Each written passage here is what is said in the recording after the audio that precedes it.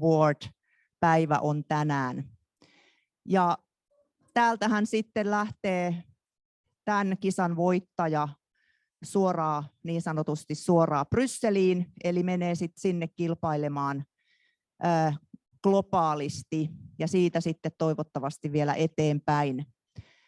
Me ollaan todella iloisia, että olette täällä ja ollaan todella iloisia, että meillä on ollut joka vuosi tämän 7 vuoden ajan erinomaiset kilpailijat, eli opiskelijat, joilla on kuitenkin myöskin yrittäjän status, eli heillä on Y-tunnus. He pyörittävät yritystä, tekevät liiketoimintaa ja kehittävät yritystä samalla kun ovat sitten opiskelijoina eri korkeakouluissa. Eli me ollaan ainoa Suomessa, joka järjestää tämän kilpailun, eli kaikista korkeakouluista, joita Suomessa on, niin tähän voidaan osallistua. Eli tämä on meille ihan kunniatehtävä. Ja jos katsotte vaikka sitten sitä sivustoa, jonka tämä varsinainen kilpailun omistaja tuottaa, niin kukas muu siellä onkaan ensimmäisenä partnerina kuin Turun ammattikorkeakoulu. Aivan loistavaa. Kilpailu on hyvin amerikkalainen, kanadalainen omistaja tällä, ja se oikeastaan leimaa myöskin sitten sitä, että miten tämä kilpailu tahdittuu. Meillä on aina tässä alkuun ollut nämä welcome words. Mä oon eri kielillä ne sitten pitänyt, nyt tällä kertaa pidän suomeksi. Ja sen jälkeen meillä on tällaisia inspirational speakereitä muutama kappale, ja tuolla samalla sitten jo on alkukarsinnat menossa. Ja sitten siinä joskus kello 2 maissa on 2 pitsausta, eli ne, jotka sitten taistelevat siitä lopullisesta voitosta. Eli monta kertaa nähdään näitä esityksiä. Hyvin leimallinen piirre on myöskin se, että business-idea, yritysidea sinällään ei ole riittävä tae siitä, että pääsee eteenpäin. Vaikka se olisi kuinka loistava, kuinka uudenaikainen, kuinka innovatiivinen, niin se on yksi osa tätä arviointia. Eli kilpailijat erityisesti ja myös katsojat, muistakaa se, että se ihminen merkitsee, se persona, persoonallisuus, miten puhut, miten esität, kuinka olet, kuinka otat tilan haltuun, niin se myöskin merkitsee todella paljon tässä. Eli liian nöyristelevä ei kannata olla. Tässä pitää uskoa itseensä ja tuoda kaikki mahdollinen asia ja myöskin se karisma esille. Mä toivon, että suomalaiset rohkaistuu nyt, ei olla liian vaatimattomia, koska mä oon myöskin nähnyt globaalissa kilpailussa sen, että amerikkalaiset ajaa ohi nolla-idealla, mutta he on niin hyviä ja valtavan hyviä esiintyyn, että he voittaa sen kisan sillä. Eli uskotaan itsemme ja annetaan nyt palaa. Tänään on se päivä. Ja mä en tiedä siellä kilpailijat, jos kuulette tätä, kilpailijat ei ole nyt tässä, niin luottakaa itseenne, me ainakin luotetaan teihin. Ja ennen kuin mennään eteenpäin vielä, niin toivoisin, että myöskin sitten katsojat kannustatte kilpailijoita, mahdollisesti sparraatte heitä, annatte positiivista palautetta, että eläytykää mukana ja välillä saa vaikka hurratakin, vaikkei ehkä ihan suomalaiskansalliseen tyyliin tämmöinen kuulu, niin kannustetaan meidän kilpailijoita ja toivotaan myöskin, että sitten he pääsevät sinne globaaliin kilpailuun. Meillä on aina ollut Suomesta edustaja globaalifinaalissa. Me ollaan aina oltu 15 parhaan joukossa ja siellä sentäs on lähes 200 maata siinä finaalissa kilpailemassa. Eli ei paineita, mutta nyt mennään, nyt annetaan palaa ja muistetaan nauttia tästä. Tervetuloa.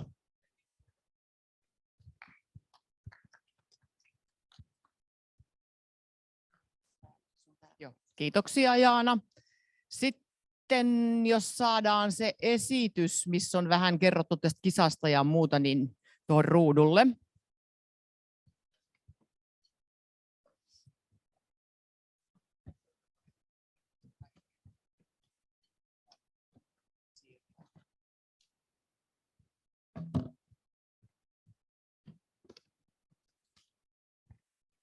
It's competition time. Eli kuten Jaana sanoi, niin nyt on vuosia jo menty eteenpäin tämän kilpailun kanssa ja ollaan jo opittu ehkä jotakin tämän kisan viemisestä ja kisailijoita on ollut joinakin vuosina, sanotaan yli 10. Tänään meillä on 5 kilpailijaa, esitellään heidät tässä tämän mun pikkuesityksen aikana vielä, mutta sanotaan, meillä on tosi laadukkaat kilpailijat. Siellä on erilaisilta aloilta ja erilaisia ideoita ja varmasti niitä menestymisen mahdollisuuksia on, mitä Jaana tuossa sanoo. Ja niin kun tässä kilpailussa ilman muuta on se yrittäjäpersoona ja se tarkoittaa niin kun oikeastaan sitä, että mitkä ne sun valmiudet on sit sen yrityksen kanssa päästä eteenpäin. Sanotaan usein, että A-tiimi B-idealla on parempi kuin B-tiimi A-idealla. Eli kun homma ei mene niin kuin itse ajattelee, eikä se mene, niin kuin se ei välttämättä siihen voi itse edes vaikuttaa, vaan ympäristö muuttuu, tulee kaikenlaisia kuoppia matkaan ja mutkia ja pomppuja, niin kun niitä pystyy taklaamaan ja löytää hyviä tekijöitä rinnalle ja kumppaneita, niin siitä se lähtee. Eli pystyy ratkaisemaan asioita ja näkemään eteenpäin ja visioimaan ja sitten jaksaa vielä painaa sen eteen, että se tarvitaan niin kuin se drive siihen hommaan. Mut meillä on varmasti tosi hyviä kilpailijoita nyt tänään ja kuullaan siellä esityksiä, jotka on tämän ohjelman kanssa rinnakkaisesti menossa eteenpäin. Ja tosiaan kisan nimi on Global Student Entrepreneur Awards. Ja tämä on tämä oikeastaan visuaalinen ilmekin uudistunut tähän vuoteen, että siinä on vähän tuommoista vihreää, niin onko sekin joku merkki, sit, kun ennen se oli enemmän niin kuin kultaa ja mustaa sitten, että varmasti niin kuin mietitään maailmassa, miten yritykset kehittyy ja mitä meidän pitää tehdä sen eteen. Eli kisassa kaikki kisaajat on korkeakouluopiskelijoita Suomessa ja maailmalla, ja ne opinnot on tärkeässä osassa, mutta miten niin kuin hyödyntää sitä yrittäjyyttä siinä samassa ja pystyy oppimaan sitten ja myöskin viemään jo niin kuin opiskeluaikana sitä yritystä eteenpäin. Se on niin kuin tärkeä viesti tässä kilpailussa, että tällaista järjestetään.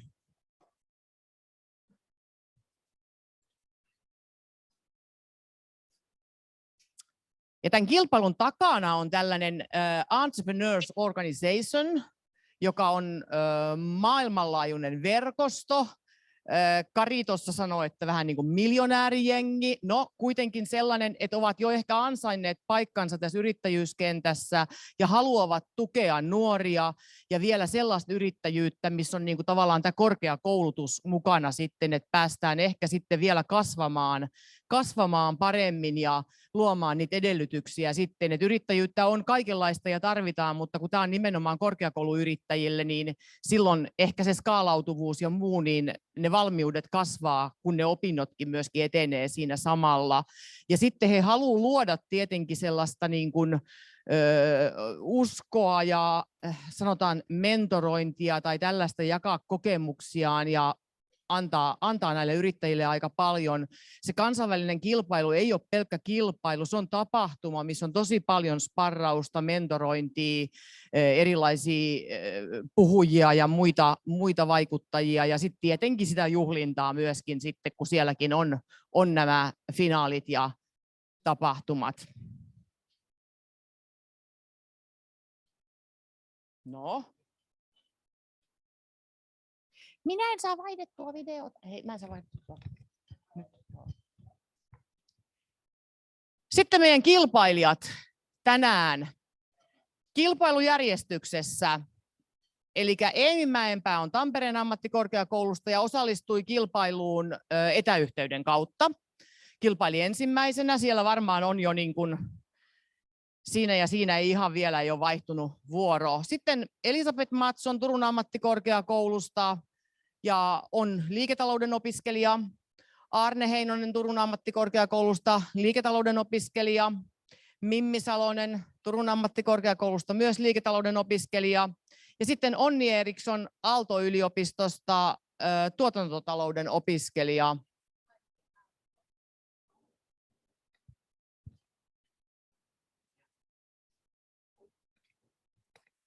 Ja tuomaristoon me saadaan meidän verkostoista aina kokeneita henkilöitä, Osa on ollut aikaisemmin, osa on eka kertaa. Eli tuomariston puheenjohtajina meillä on Mikko Rantanen, Turun yrittäjien puheenjohtaja, itse sarjayrittäjä, tuossa hänen yrityksiä. Ja kuulemma edelliset yrityskaupat on tehty eilen illalla, että niin kuin homma menee eteenpäin. Sitten meillä on Lassi Rosala, jonka kanssa on paljon tehty yhteistyötä yritysten omistajavaihdosprosesseissa, kun hän oli aikaisemmin niissä tässä Varsinais-Suomen yrittäjien alueella, mutta on nykyään elinkeinoasiamiehenä Naantalin kaupungilla ja on ollut aikaisemminkin mukana meidän tuomaristossa. Sitten Kati Pesonen, Turun yrittäjien varapuheenjohtaja ja yrittäjä itse.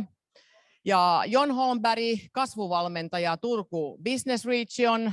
Ja sitten Sameh Katr on puheenjohtajana Boostissa, eli tässä meidän Entrepreneurship Societyssä, joka toimii tässä Turussa. Siitä on teillekin varmasti niin kuin mahdollisuus mennä heidän toimintaan mukaan, ja he tukevat kovasti yrittäjyyttä meidän omien kanavien lisäksi. Ja tuomareille on hyvin selkeät ohjeet tämän kilpailun puolesta, mitä he tekevät siellä. Et siinä on ihan niin kuin annettu ohjeet ja arviointilomakkeet ja yhteenvetolomakkeet ja ihan kysymysvaihtoehdoista lähtien, jolle ei itselle tule päähän kysymyksiä, niin kilpailuorganisaatio tarjoaa apua siihen.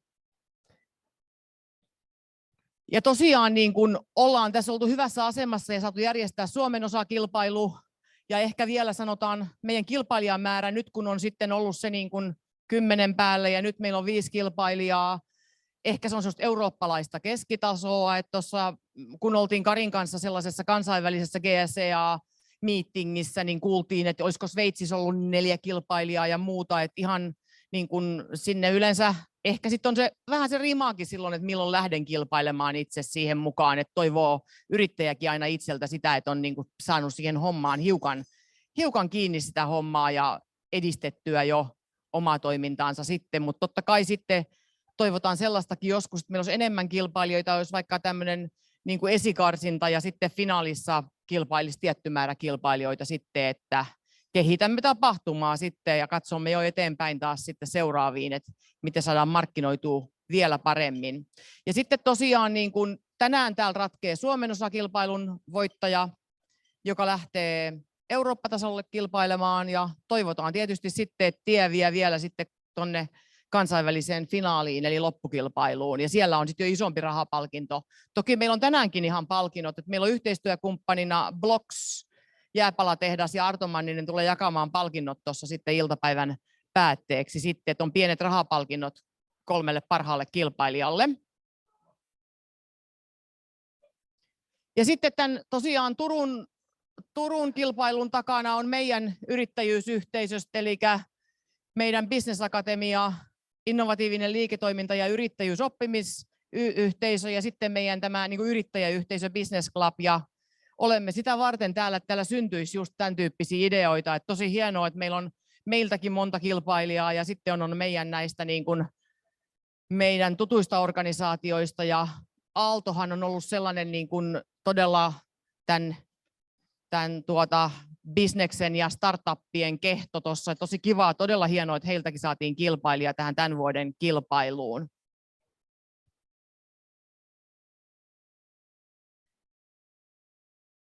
Pistättekö nyt sitten vielä kilpailun ohjelman tai päivän ohjelman tuohon, niin katsotaan vielä päivän ohjelmasta, millä lailla tämä jatkuu tästä eteenpäin.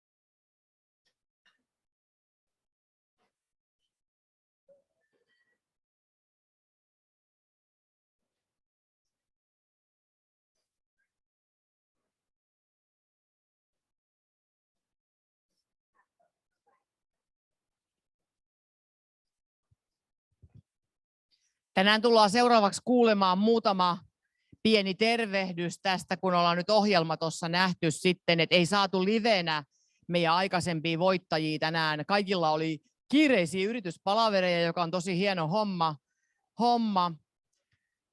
Mutta muutamat tervehdykset löytyi. Mennään vähän alaspäin siitä vielä sen ohjelman, niin että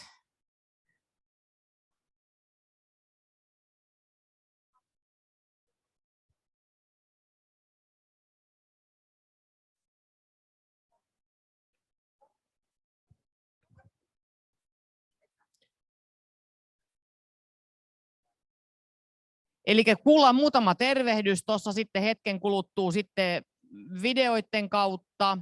Sitten meillä tulee tällainen nuorille yrittäjille tulee puhumaan kansainvälinen osaaja ja startup business specialisti Dr. Spinder Dhaliwal, ja häntä kuullaan tietenkin tässä sitten niin kuin myöskin yhteyden kautta.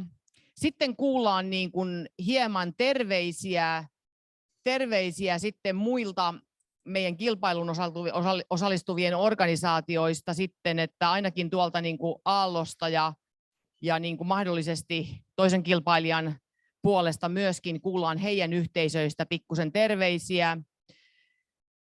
Ja sitten tuossa 13.45 puhuu sitten Alberto González. Täältä istuu jo valmiina meidän katsomossa ja kertoo bisneksen starttaamisesta.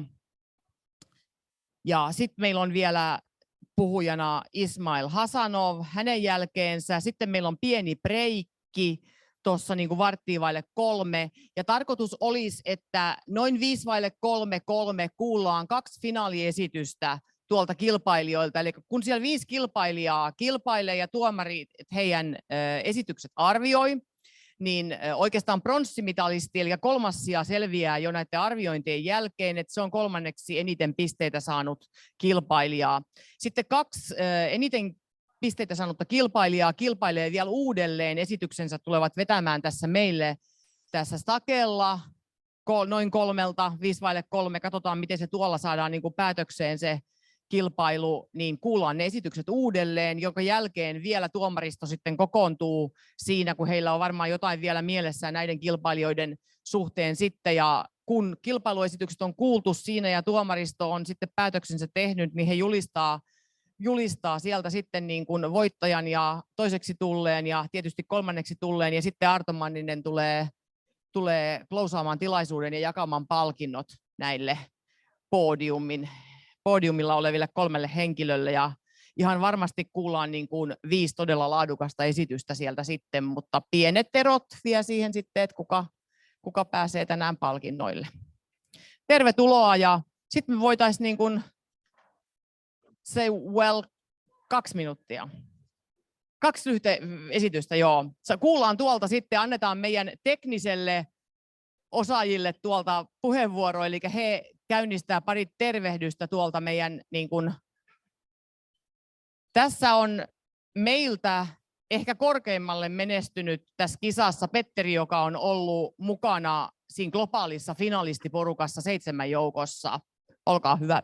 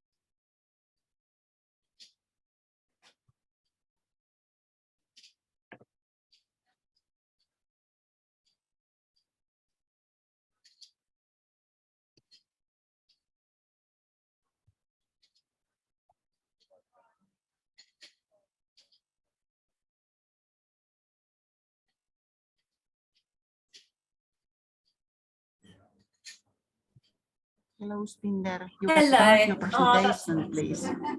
Shall I start?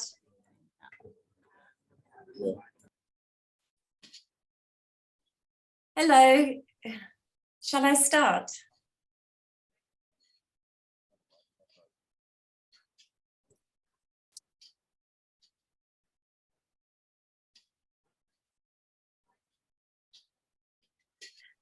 Hello, everybody. Hello, I'm delighted to be here, and I want to thank the hosts and thank Dr. Annette Karaoke for the invitation to GSEA. I'm talking about young entrepreneurs, finding the courage to start a business, and I'm sure you're a courageous bunch. Now, it's so important for young entrepreneurs to start businesses. According to the Global Enterprise Monitor, over 73 billion people will be unemployed, and it is young businesses that will start up, and young entrepreneurs tend to employ other young entrepreneurs. So it's absolutely vital that this goes forward. So what are the advantages of being young and in business?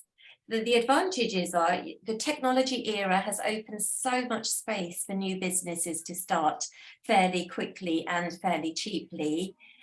As young people, you have greater energy and motivation and less to lose.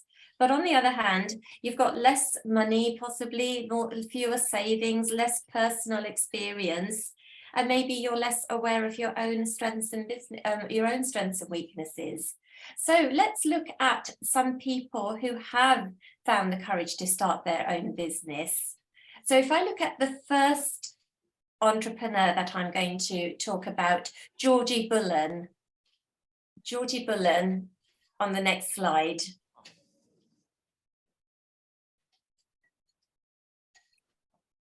I've interviewed these young entrepreneurs and I found them fascinating. Now, Georgie Bullen has started her own business called Team Insight. And actually, it's come from a very difficult part of her life because she is visually impaired. She is losing her eyesight. And she was devastated when this happened as she was studying at school and for her A-levels, and never made it to university because she just didn't have the wherewithal to go forward. But she was very resilient and actually became a para-Olympian, actually went to the Olympics as a goal ball champion. And a goal ball is where the ball has bells inside it. So it's a team for the visually impaired. It's very rough and she really enjoyed it and excelled in it.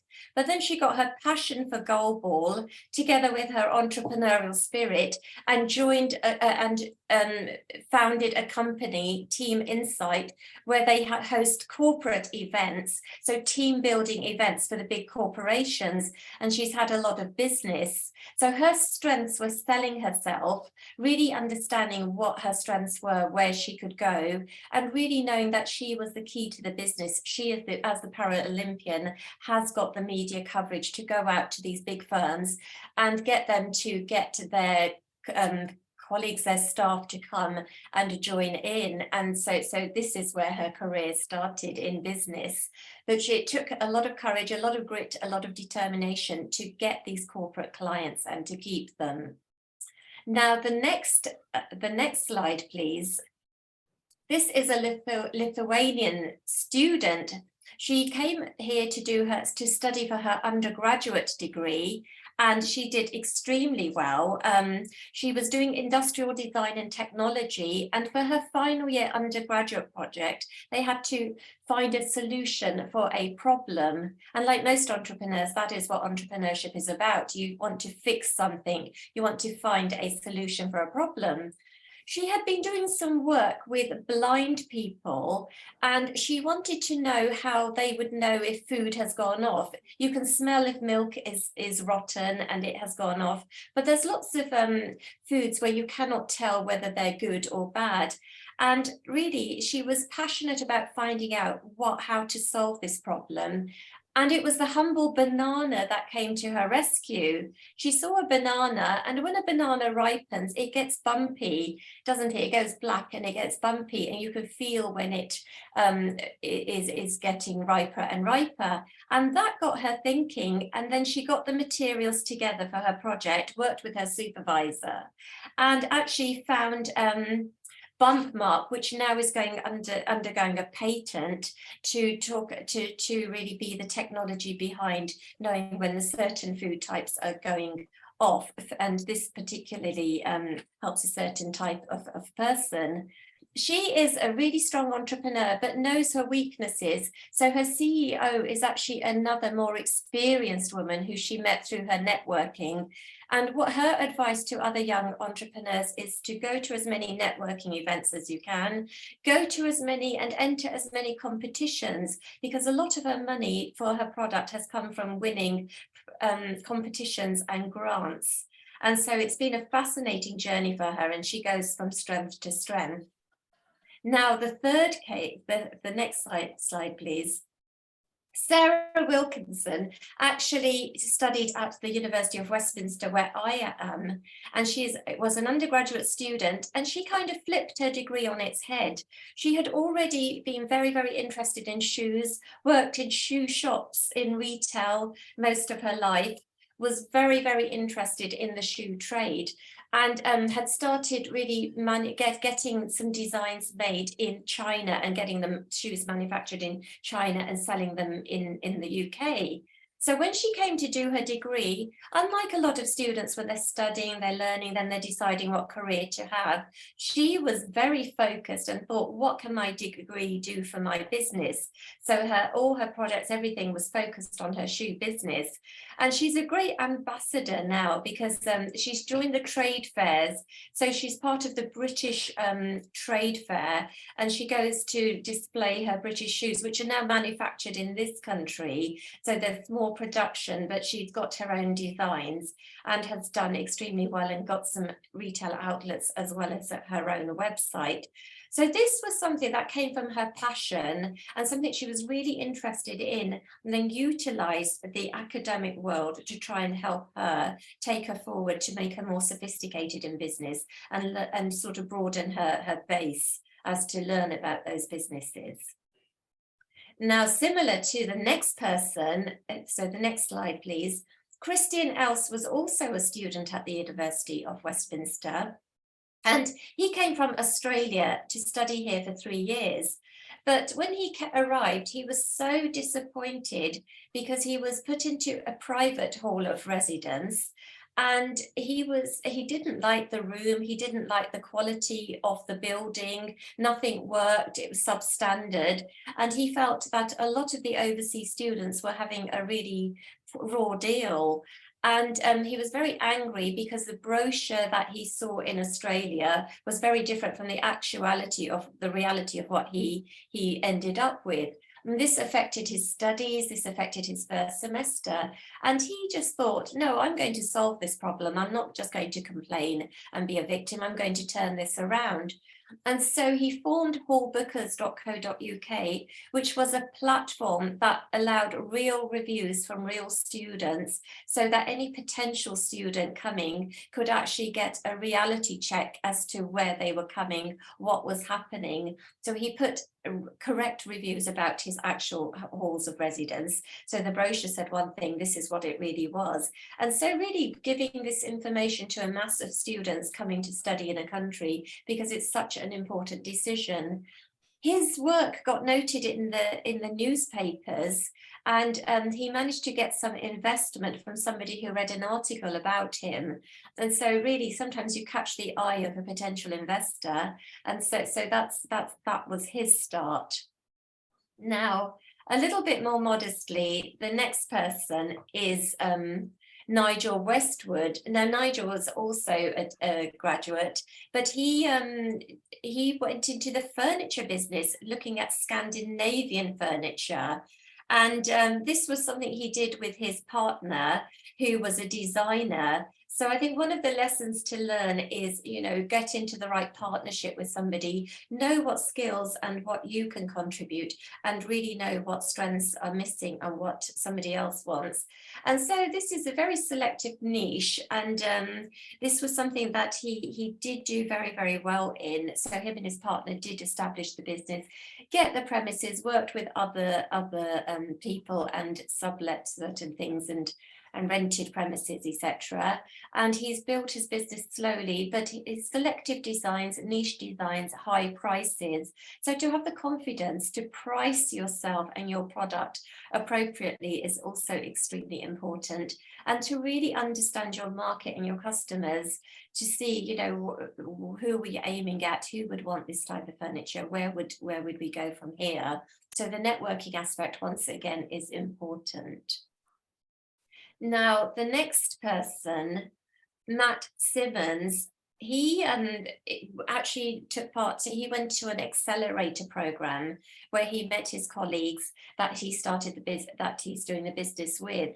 And the problem they wanted to solve was of the elderly. His grandmother was having trouble. She was having trouble living alone, now getting older and more frail, and not being able to go and visit people as much as she used to be able to. And so being isolated at home was quite dangerous. And so they started looking at technology for the elderly, and SpeakSet was a way of the video calling to any family member or friend through your television set. Because he thought that's one thing his grandmother had, a television that she watched. She wanted a simple technology where she could just press a button and the right person would come up. And this was actually, you know, had wider aspects. So just in terms of socializing with her own children and grandchildren and family was very, very important. But also just making the technology easy to use and really increases safety. They could keep an eye on her as well in her own home. So all in all, it once again solving a problem. And as you all know, having an elderly and an aging population is a problem that all countries face. And life does get harder and far more expensive. And so anything that helps with that is extremely beneficial. So the next person, however, didn't go into technology. Demi was somebody who really was very much into her artistic designs, and she loved furniture. And so she started restoring furniture, just fixing chairs, just restoring furniture as a hobby. And first she sold them on eBay and, you know, the Amazon marketplace, sort of 1 or 2 orders. But then eventually, she got funding through the Prince's Trust. You know, Prince Charles, he's now King Charles, he had the Prince's Trust, which was a charity organization really trying to help young people get self-employed. So she applied for funding and was successful. And that was the start of her business. And then her orders grew and grew, and she did restore furniture. And now with a wave of people trying to not just discard things and throw them away, I think people are more worried about the planet now and more about, you know, using what you can and reusing what you can. And so her hobby turned into her passion. Her hobby, which was her passion, turned into her business. And she has really fulfilled orders and is now working full time. But one of the bits of advice she gave is that she always talked about the importance of having a mentor, having a good mentor. And she said that she would sometimes just phone up her suppliers and ask them to be her mentors, because she wanted people that she was going to be working with and who understood her business and could help her. So I think getting a good mentor that really understands you and can take your business forward strategically is extremely important. Okay, so the next business, Gabby Adams, is also a very humble business, very humble start, and actually really will stay small. Gabby Adams was somebody who was an outdoor person, and she really wanted a job. She applied for jobs after graduating, couldn't get a job, was really disappointed, had a lot of interviews, was disheartened, and then just decided, look, I've got to do something, I've got to make money. And she'd always helped her parents doing their gardening. And so what she did was she just thought, I'm going to just be gardening. And first she asked some friends and neighbours if she could do their garden for them. So just mowing the lawn, planting, little things like that. And then she also applied for funding from the Prince's Trust. So the Prince's Trust gave her some very modest funding, and with that she could buy some equipment like a lawnmower, a better lawnmower, and a few other bits and pieces. And then she started advertising herself locally, regionally, and then just built up her client base. And really, she said, actually, it's amazing how many people do need a gardener. Very simple, a few tools and just your physical time and energy. And now it's become her full-time career. You know, she is self-employed, she is an entrepreneur, she runs her own business, and is even, you know, having to hire people, you know, on a part-time basis to help her fulfill her orders, because in summer that's such a busy month for her. So really very small outlay in terms of budgets, because as entrepreneurs, as somebody starting up businesses, and these are all fairly small businesses, you do need money, and you do need, you know, you do need to really start small, and always make sure you look at the bottom line, look at your budgets, and you know, make sure you're cutting costs as much as possible. So if we move on to the next person, Amit Pate. Amit came as an overseas student to the UK to study in the UK.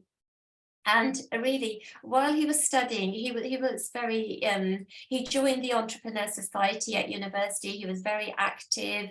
He wanted to stay in the UK. And at that time, the only way to do that was to get an entrepreneurship visa. So you had to apply, and you had to apply for a business grant for that, and really have a business idea. Originally, he wanted to do, because his degree was in technology, he wanted to do work on counterfeiting technology, which was very sophisticated, very, very expensive, and would have required a lot of investment. What he actually did was to go into an accelerator program, and he was then paired up and met 2 other people. So first of all, they did work on the counterfeit technology. It just wasn't working. It wasn't working. And then it was really watching the news that an idea came into his head. In America, they had the Boston Marathon, where there was a mass shooting. So sadly, a devastating traumatic event. And they were asking people, the crowds, have you got photographs of people, because they were trying to capture, you know, the person who'd committed this heinous crime. And he was thinking, you know, his mind started whirling, and he was thinking, gosh, you know, if I had the technology to recognize the faces, you know, we could have done something. And so he formed Snaptivity, which really was capturing, really trying to, it's facial recognition. So any photo snaps you had, anything, you know, that you could, it just had facial recognition, gave you more information. And really it started just before this marathon. It started in the university, where he would go to parties, meet lots of people, take photos, and he wouldn't even know the names of the people that he'd met, and he was always a bit embarrassed when he met them again. So it started off there, and then when the Boston Marathon came, he realized actually it was something that could have been used there. So now he's working with sports venues, arenas, local councils to use his facial recognition technology, you know, as part of their safety campaign as well. So that was that. And then the next entrepreneur is Charlie Davis. Charlie Davis worked in an enterprise park, which was part of the University of Surrey, as an offshoot of the University of Surrey. So he was working at this park, and he started iGeolize, which was looking at travel and time.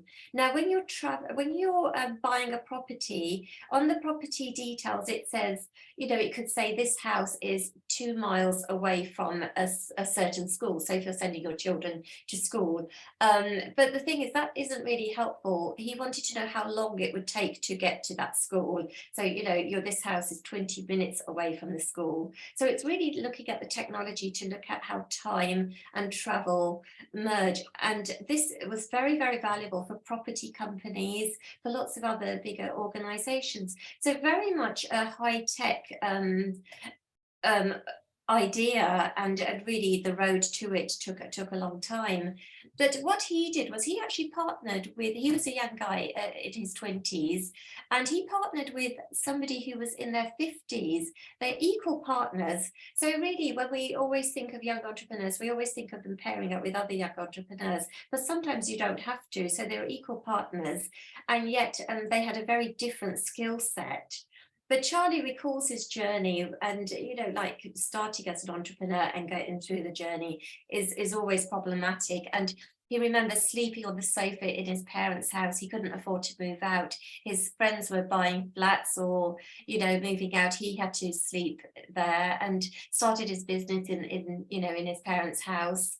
Really, really struggled at the early stages, but now he has really built a large enterprise, which is really having international clients as well. So really, really has put his heart and soul into this business, and come up with, you know, a technology that is really required, and looking at time and travel in a different way, so the distance too, rather than in meters, yards, etc., but in terms of time, and that is more valuable. So that's Charlie Davis. Now the final two, the next slide please. Corrie Anderson Bruce. Now this is a very different story, because this is somebody who is in the island of Barbados. So Corrie lives in Barbados and lives there, And it's an island that really relies a lot on, well, lots of agriculture, but tourism. And really the island relies so much on tourism. His mother worked in a hotel, he worked in a hotel. But the problem was every time that the peak season ended, they were made redundant. And so he was out of work, his mother was out of work, and they thought we can't exist like this from year to year to year. And so what he started to do was to go back to his own roots and really use his kitchen. And he started to make Barbados sweets, so Caribbean sweets and cakes, and really authentic food, which he sold to local supermarkets, local stores. At first, it was just really using the kitchen at home. So his mother used to help and some of the neighbours. So they used to mass produce food in the kitchen, but it was still limited.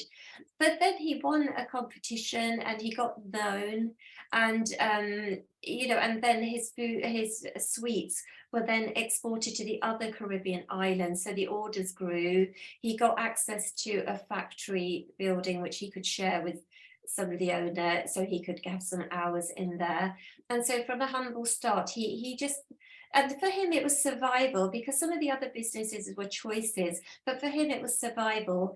You know, you have push and pull factors in a business.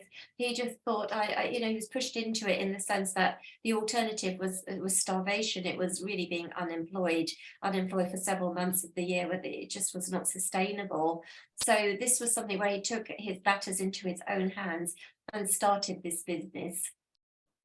And then the final case study that I looked at was really looking at Conno Christo and his team. They were from Cyprus, came to the UK, and they were all studying, but they got on as a team straight away. And really, we look at the solo entrepreneur, but the team is very, very important. The dynamics of the team are important. You've got to really work well together, have no free riding, make sure you all have a high skill set and can take each other forward. And they won lots of competitions in the UK, won a lot of grants, and for their apps, they did a lot of apps, and now they've got an advertising platform. They won a competition which has taken them to Silicon Valley. So they're being mentored by some fantastic people in Silicon Valley. So all in all, some fascinating people that I was lucky enough to interview. So if you are going to work in a team, choose your teammates carefully, work hard, make each people kick you to go forward. Okay, so finally, I would end on the note to, you know, have the courage to start your own business if that is your desire. Have the passion, believe in yourself, minimize any debts, go for grants, get a good mentor, promote yourself at every opportunity, and stay alert to opportunities. Once you have the idea, you have to protect your idea and develop a team that can really support you. I wish you well, and I hope you have the courage, and I hope you make lots of money. Thank you so much.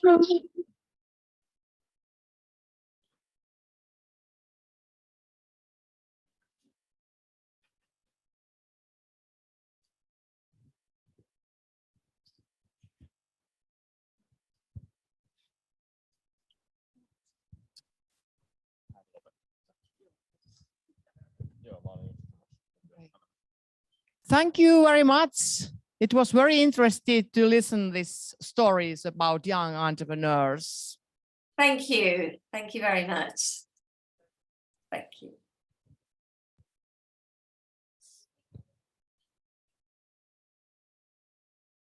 Yes. Thank you very much. We have here waiting our next presenter, but that was very nice, and I hope we can see one day, because we have also very many entrepreneurial activities also here, so that it's very important work what you are doing there, and very much greetings to your entrepreneurs. Thank you so much. I would love to visit Finland. Thank you very much for the invitation. Bye-bye. Okay, bye-bye. Bye-bye. Thank you. Okay. Ja sitten kuullaan niin kuin seuraavat terveiset siellä. Niklas Hamberg on ilmestynyt linjoille, niin voisit kertoa hiukan terveisiä Aalto ES:stä. Juu, voiko me jakaa diat tähän kanssa näkyviin? Ihan hetki, mä tsekkaan, tuossa on tekninen tuki takana. Hei, mitenhän ne diat?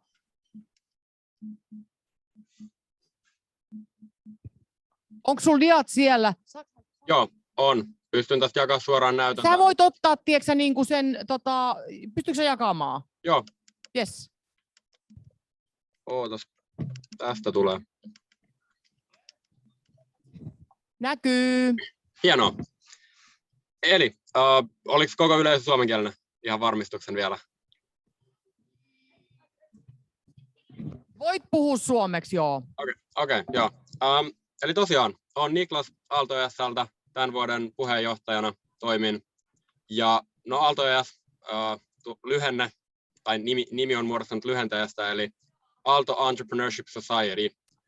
Aallon opiskelijoiden alun perin vuonna 2009 perustama yrittäjyysyhteisö, joka on sen jälkeen sitten profiloitunut myös laajemmin kuin pelkästään Aallon opiskelijoiden keskuudessa. Eli ei tällä hetkellä olla pelkästään Aalto-yliopiston opiskelijoille suunnattu toimija, vaan ihan kaikille nuorille, joita yrittäjyys kiinnostaa. Tässä on, miten me profiloidaan itsemme. Eli Aalto ES on käytännössä taho, joka yhdistää opiskelijoita yrittäjyysmaailmaan, ja tämän seurauksena tapahtuu 3 eri asiaa. Eli joko nämä opiskelijat lähtevät yrittäjyyttä tukeviin organisaatioihin, kuten Slush, Junction, Kiuas, Startup Lifers, tavallaan hommiin, ja sitten sitä kautta tukevat Suomen yrittäjyyskeneä toimiessaan noissa organisaatioissa. Tai sitten nämä opiskelijat päätyvät perustamaan startuppeja, kasvuyrityksiä tai perinteisiäkin yrityksiä. Tuossa alhaalla näkyy logoja muutamasta meidän isoimmasta alumniyrityksestä, eli Aalto ES:n alumnien perustamista yrityksistä. Tai sitten 3. vaihtoehto, joka on myöskin yleinen, on se, että ne opiskelijat päätyy ratkaisuun, että yrittäjyys ei ole heitä varten, ja sitten he päätyvät perinteisempiin työpaikkoihin töihin, mutta me nähdään tämäkin voittona, koska se meinaa, että joka ikinen opiskelija on tehnyt tietoisen valinnan, että ne ei halua lähteä yrittäjyyteen. Eli näille yksilöille me mahdollistetaan se, että ne saa tietää, mistä yrittäjyydessä on kyse, ja sitten ne pystyy nukkumaan iltaisin paremmin, kun ne tietää, mitä ne on jättänyt tekemättä. Tässä on lista muutamista Aalto ES:n alumnien perustamista yrityksistä. Tässä on niinku niitä ehkä isoimpia. Tunnetuimpana varmaan Volt, ruoan toimituspalvelu. Vuosien saatossa Aalto ES-alumneilta on tullut paljon enemmänkin yrityksiä kuin tässä näkyviä, mutta nämä on ehkä tällä hetkellä tunnetuimpia. Ja meidän toiminta tosiaan rakentuu projekteihin. Tässä näkyy vuosien saatossa Aalto ES:ltä liikkeelle lähteneitä projekteja, eli Slush, joka on ehkä koko Suomen laajuisesti tunnetuin. Käytännössä teknologiakonferenssi lähti liikkeelle muuta kautta, mutta oli Aalto ES:n pyörittämä useamman vuoden ajan, ja sitten lopulta erkani meidän organisaatiosta omilleen.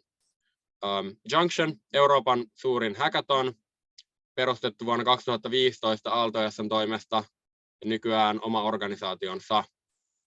Kiuas, Pohjoismaiden isoin tai tunnetuin menestynein startup-kiihdyttämä, ja tämä on 2017 vuonna Aalto ES:n perustama ohjelma, joka on sen jälkeen myöskin omilleen lähtenyt. Ja sitten vielä Startup Lifers, eli käytännössä suomalaisia vastavalmistuneita nuoria ulkomaille startup-harjoitteluihin lähettävä organisaatio. Eli Startup Lifersin kautta suomalaiset saa helpommin mahdollisuuden nähdä, millaista on työskennellä muissa maissa startupeissa. Ja tässä on yksi meidän nykyisistä projekteista, jonka mä ajattelin, että on ehkä tämän tapahtuman osallistujille relevantein, eli Ignite. Ignite on 10 viikon mittainen kesäkiihdyttämö, jota me pyöritetään tällä hetkellä Aalto ES:n alla. Ja mitä Ignite tarjoaa? No, Ignite tarjoaa mahdollisuuden päästä itse perustamaan oma yritys ja niin kuin liikkeelle lähtien ideasta ja oikeastaan muuta ei alkuun tarvitakaan. Ignite on 10 viikon mittainen ohjelma, joka koostuu erilaisista workshopeista ja coachauksesta, jota saadaan ihan Suomen tasolla huippuosaajilta, yrittäjiltä, sijoittajilta, kaiken näköisiltä coacheilta, ketä me tänne onnistutaan haalimaan. Ja Ignitein, niin kuin sen lisäksi, että Igniteissa saa tosiaan 10 viikossa ideasta oikean yrityksen aikaiseksi, niin saa yliopistolta, ainakin Aalto tarjoaa 10 opintopistettä, myös monissa muissa yliopistoissa viime vuonna onnistui saada nämä opintopisteet, ja taloudellista tukea, eli Ignite alun perin perustettiin kesätyön korvikkeeksi 2020, kun toi pandemia oli vienyt kesätyöt monilta nuorilta. Eli nyt jos pohditte hakevanne kesätöihin, niin suosittelen pohtimaan vielä hetken, koska tässä on aika makea mahdollisuus viettää erilainen kesä ja päästä oikeasti kokeilemaan siivillä lentämistä yrittäjyyden maailmassa. Ignite on tosiaan koko kesän mittainen, tuossa näette aikataulut, ja käytännössä kenelle tahansa opiskelijalle, jota kiinnostaa pistää pystyyn kasvuyritys. Aiempi kokemus ei ole vaadittua, mutta ei siitä haittaakaan tietenkään ole. Ja mä lopetan QR-koodiin, eli Ignitein haku on tällä hetkellä käynnissä. Kaikki, keitä kiinnostaa, suosittelen lämpimästi hakemaan. Saatatte kuulla vielä lisää tässä lähiaikoina. Me pyritään markkinoimaan tätä tosiaan muuallekin kuin pelkästään Aaltoon, koska halutaan saada kaikenlaisia tiimejä ympäri Suomea erilaisilla ideoilla mukaan. Haku on vielä käynnissä muutaman viikon ajan. Hakekaa ihmeessä ja kiitoksia.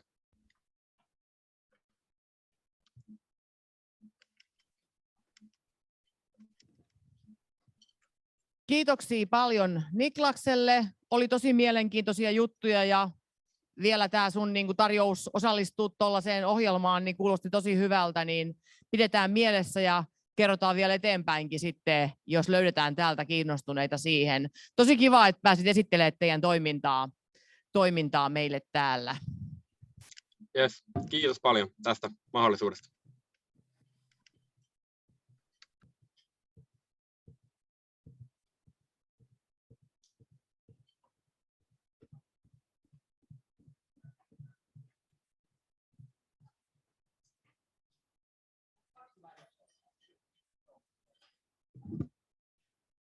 Tässä välissä pidetään pieni tauko, voi käydä virkistäytymässä, vielä on auki kaikki kahvilat ja muut sitten, eli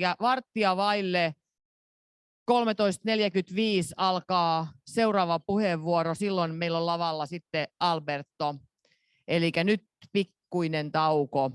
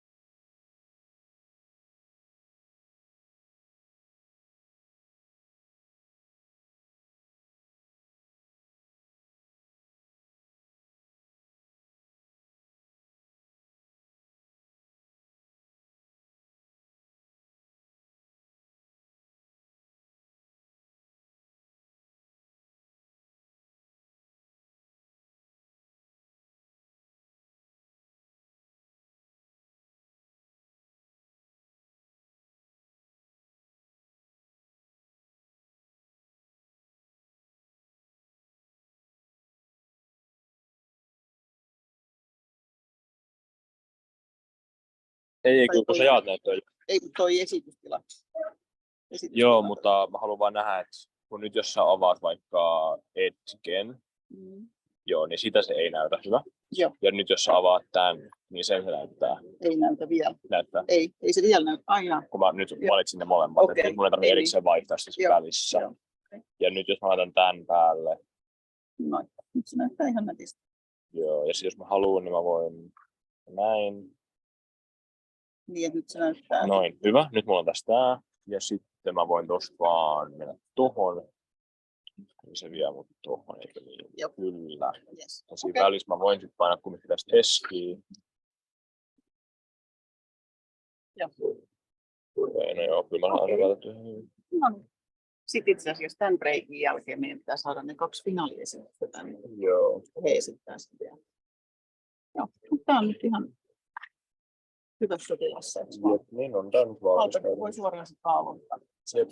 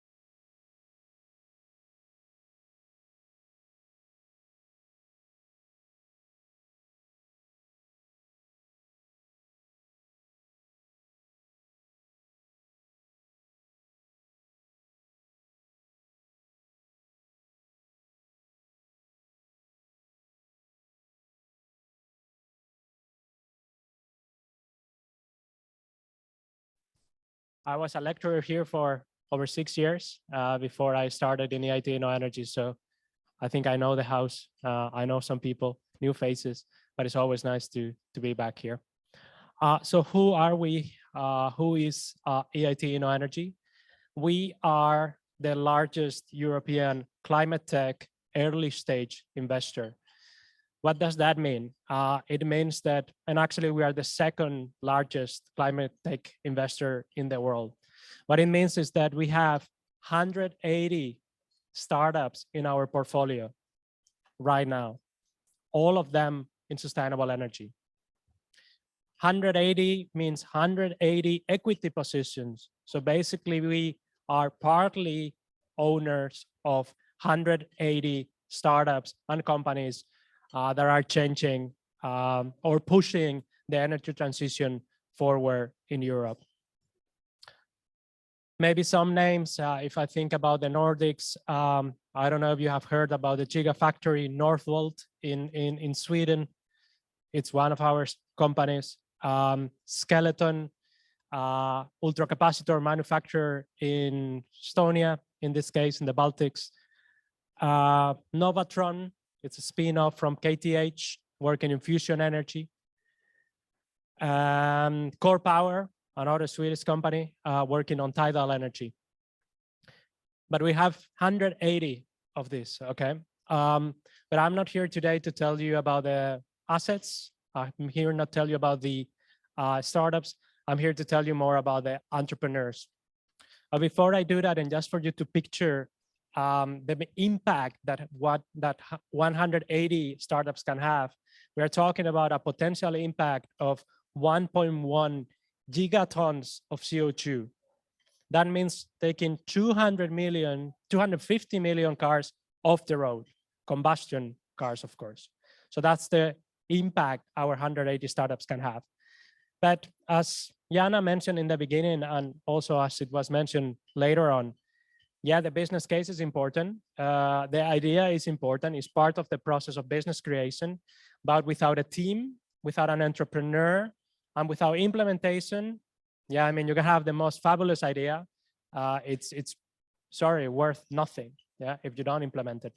So in InnoEnergy, as an early stage investor, we invest in people, we invest in entrepreneurs, we invest in the team, because we know that even if the business case, I mean, the business case needs to be there, but even if the business case is not very strong, 99% of the startups, they pivot, yeah, so they all change. So you need the team. If you don't have a team, even with the best business case, and we have seen this a few times in InnoEnergy, it doesn't fly.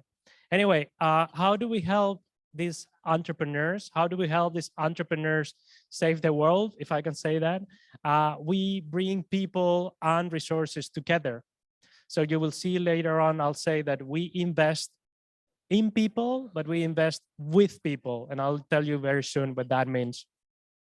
We started in 2010, and we are a public-private company. So we're a private company, but we still receive some public funding directly from the European Union, although we generate, well, basically almost all the budget, all the revenue that we use. What you see in there are the shareholders of InnoEnergy. So you see companies such as the ING, the Dutch bank, together with big corporates such as EDF, Siemens, Capgemini, Naturgy, but also universities and research centers. And by putting all of these people, all of these partners together, we aim to accelerate the energy transition. The clicker is not working. So next slide, please. How do we do this? We again invest in startups, and the way we invest in startups is we invest with capital, but we invest with customized services as well. So we are an accelerator of sorts, but we invest almost like a VC, like a venture capitalist would do. We partner with European universities, with 16 European universities, to offer master programs. So in Finland, we partner with Aalto, in this Aalto University, and we have 200 to 250 people graduating every year from our programs. And that means we invest in people. We invest on those students so they can later on, benefit our startups. And then, we offer the industry a qualified deal flow and qualified technologies coming from our startups. All right, so that's a bit the pitch of the company, but let's talk a bit about the topic of today. So again, 180 startups in our portfolio, but I want you to, just for a second, to picture, to think about 3 or 4 entrepreneurs or leaders that you know. You don't need to tell me who they are. I just want you to picture them, okay? And I'll show you 4. So probably you know all of them, just to give some examples, right? So Bezos, Oprah, Elon Musk, and Amancio Ortega from Inditex. You probably had different ones or thought of different ones. But now I want you to tell me, or maybe not to tell me because it's going to be a bit difficult, but I want you to think, if you would need to pick one competency, one skill, one ability even, what's the most important thing, the most important competency an entrepreneur, a successful entrepreneur, maybe I should say, has? Or if you're struggling to picture in this, try to picture how these entrepreneurs act. What do they do? And how do they behave? I'll tell you the one we look for always. So in EIT No Energy, every time we get a company, a case, and we get like thousands every year who want to get an investment from us, we always look for this. This is what we definitely want the entrepreneur to have. Achievement orientation, achievement motivation. Some people call it drive to achieve, achievement drive. You put the name that you want. It's this desire to accomplish things, especially things that are difficult. To do that, what we see is that these entrepreneurs, they take calculated risks. And you have heard this 1,000 times, I'm sure. Entrepreneurs, and risk, they go hand in hand. But the important thing is that we look for entrepreneurs who want to take calculated risks, not crazy big risks, okay? Because that gets you in trouble in the end. These people high in achievement orientation, this is usually how we say it, high in achievement orientation, they always want to innovate to improve. I'm sure you can picture people who behave like this. Yeah, they are always trying to achieve things. They are always trying, to measure what they have achieved against a goal that they had. Type of people who goes and says, a type of person who goes and says, I wanted to do this and now it's 150% more efficient, 150% cheaper, better. So these type of people is what we want and what we definitely invest in when we look at entrepreneurs in EIT No Energy. But yeah, this is the most important this is the most important for us, and yeah, I would say for many people, the most important competency, but it has a negative aspect. And I thought we could talk about this guy here. Yeah. So if it would have been a year ago, people would have talking about Elon Musk, the discussion would have been a bit different than it is today. I'm sure you would agree after Twitter and after a few things that happened since then. Like this, I don't know if I can put this video on.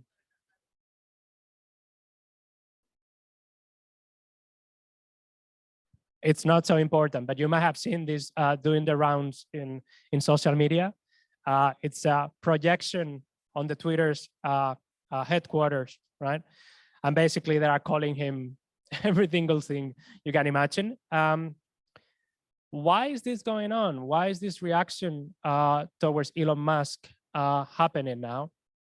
Well, when you look at people very high on achievement orientation, you see that these people usually cannot let go to start. These are the type of people who work 100 hours a week, and they keep pushing and they keep pushing. Elon Musk, maybe about 2 years ago, he was in a podcast, and he got a question from the person in there, from the host, said like, hey, people are, they see you as an example and people are excited about you. And he said like, I don't think people, no, he said, I don't think you would especially like to be me. And he acknowledged himself that he cannot let go. All those stories, of him sleeping in the Tesla factory when the Model 3 was not meeting the targets, or when he bought Twitter and he was tweeting every 2 hours. That means, you don't sleep. Yeah. So this is what happens with this is the negative aspect of people very high on achievement orientation, because on top of that, they expect the same from the people they lead. I don't know if you know her, anyone? Elizabeth Holmes, does ring a bell? The big scandal in Silicon Valley some years back. She just got, she just went to prison, I think, a couple of weeks ago. It was this company called Theranos on blood analysis. Anyway, people very high on achievement orientation, they also have a tendency to lie, okay? Why? Because they would do everything they can to achieve their goals. That means bending their rules, not sleeping, pushing the employees. So you see, I'm telling you, we want entrepreneurs high on achievement orientation, but it's a double-edged sword, okay? There is almost a more recent example, if you have been reading about Frank, the student loan company in the US, who just created 3 million fake user profiles before they sold it to JP Morgan. So a lot of examples of entrepreneurs very high on achievement orientation are like this. So it is important, but how do we actually balance achievement orientation and other competences? Well, emotional intelligence, if you know about emotional intelligence, is a very good place to start. Emotional intelligence, if I would need to give you the formal definition, you have it there. The capacity to recognize and manage our own feelings and to recognize and respond effectively to the feelings of others. It was made famous by Goldman's in 1995, and then a Harvard Business Review article a couple of years after. Is anyone familiar? Have you heard about emotional intelligence? Some have, great. So usually we portray it in a 4-quadrant diagram, in which you have yourself on the social part, and then you have recognition and regulation. The first one, and I'm going to simplify them a bit, but the first one is about knowing yourself, knowing your strengths, knowing your limitations, and knowing your feelings. The second one is about empathy and a lot of other things, but a lot of recognizing the feelings of others. But then it starts being about self-management. And in self-management, you have things such as achievement drive, which is the competency I was just mentioning. And then on the other side, you have what a lot of these entrepreneurs lack, which is the relationship management, the teamwork, the inspirational, the influence, the conflict management. So if you want a good framework to start thinking of competences, by the way, within this, there are competences. There are 3 in here, I believe 3 in there, a few here, and a few there. So there are competences in each of those quadrants. So if you want a framework to think of how you can become a better entrepreneur, emotional intelligence is a good place to start. And it's also where we started as a company. Okay, so again, EIT InnoEnergy, we acknowledge that the most important part of a startup for us is the most important part is the entrepreneur and the team. So we decided that we were going to have an assessment of entrepreneurs every time someone would apply for an investment in our from our company. This is a report I wrote a couple of years ago together with some of my colleagues, where we took a look at all the data we had, from all our entrepreneurs. And we were looking at competences. So again, competences is also one of the cornerstones of a emotional intelligence. And we basically came up, maybe I'll skip this one. We came up with this catalog of competences. So what you see in here are the competences that every time we are about to make an investment, we look at in every single team. And you see there are some competences in here like planning and organization, project engagement, and maybe some things that you don't necessarily understand. But then we look at leadership styles, the leadership style of the entrepreneur. And moreover, we look at things such as, once again, achievement orientation, but also adaptability, proactivity, risk-taking propensity, etc. We unfortunately don't have the time to go through all of them, but I have summarized, I would say, the 5 most important competences in here. So what we did is we created a profile of how an entrepreneur in sustainable energy looks like from all the data we had. Usually the entrepreneur that gets to us with a need for an investment is a male in his early 40s. I'm not saying that it's good that he's a male and in his 40s, but this is what we get. Usually from a technical background. And usually, you know, like when you see the successful entrepreneurs, and this is real data, you know, they are like always raising funds, always looking for potential clients, and also trying to close partnerships. But what you see in here, Mr. Purple, basically 5 very important competences. The first one I already mentioned, achievement motivation. This is the one that definitely needs to be there. The second one, once again, and I already mentioned this one as well, is risk-taking propensity. But again, we are not looking for entrepreneurs who are crazy about risk. We are looking for entrepreneurs who have a vision and they go towards that vision, taking calculated risks. So in case you fail, yes, you are failing fast, but you're failing small. What you don't want is to fail slowly and big, right? So the third competency is impact and influence. We see this again and again and again. If an entrepreneur is not able to influence, then it's challenging for her, for instance, to build a team around the idea. It is difficult for the entrepreneur to convince investors. And if you don't convince investors and you don't convince potential employees, you don't have a team and you don't have money. So yeah, the perfect recipe for disaster. The fourth competency, which might not sound so self-explanatory, is what we call internal locus of control.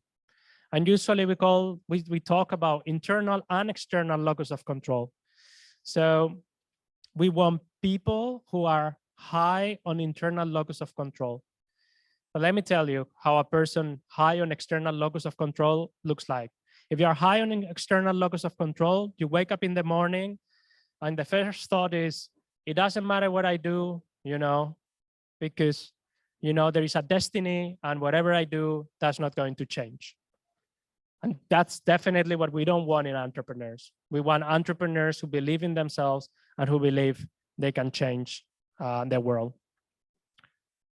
And the last one is team leadership. And I think this is probably the easiest one to understand. When you are a startup, especially an early stage startup in Europe, we are talking about 2-3 people, maybe 5. So you really need team leadership, and you also need shared leadership. And this is what we usually see in early stage startups, that the leadership is divided among the different people in the group.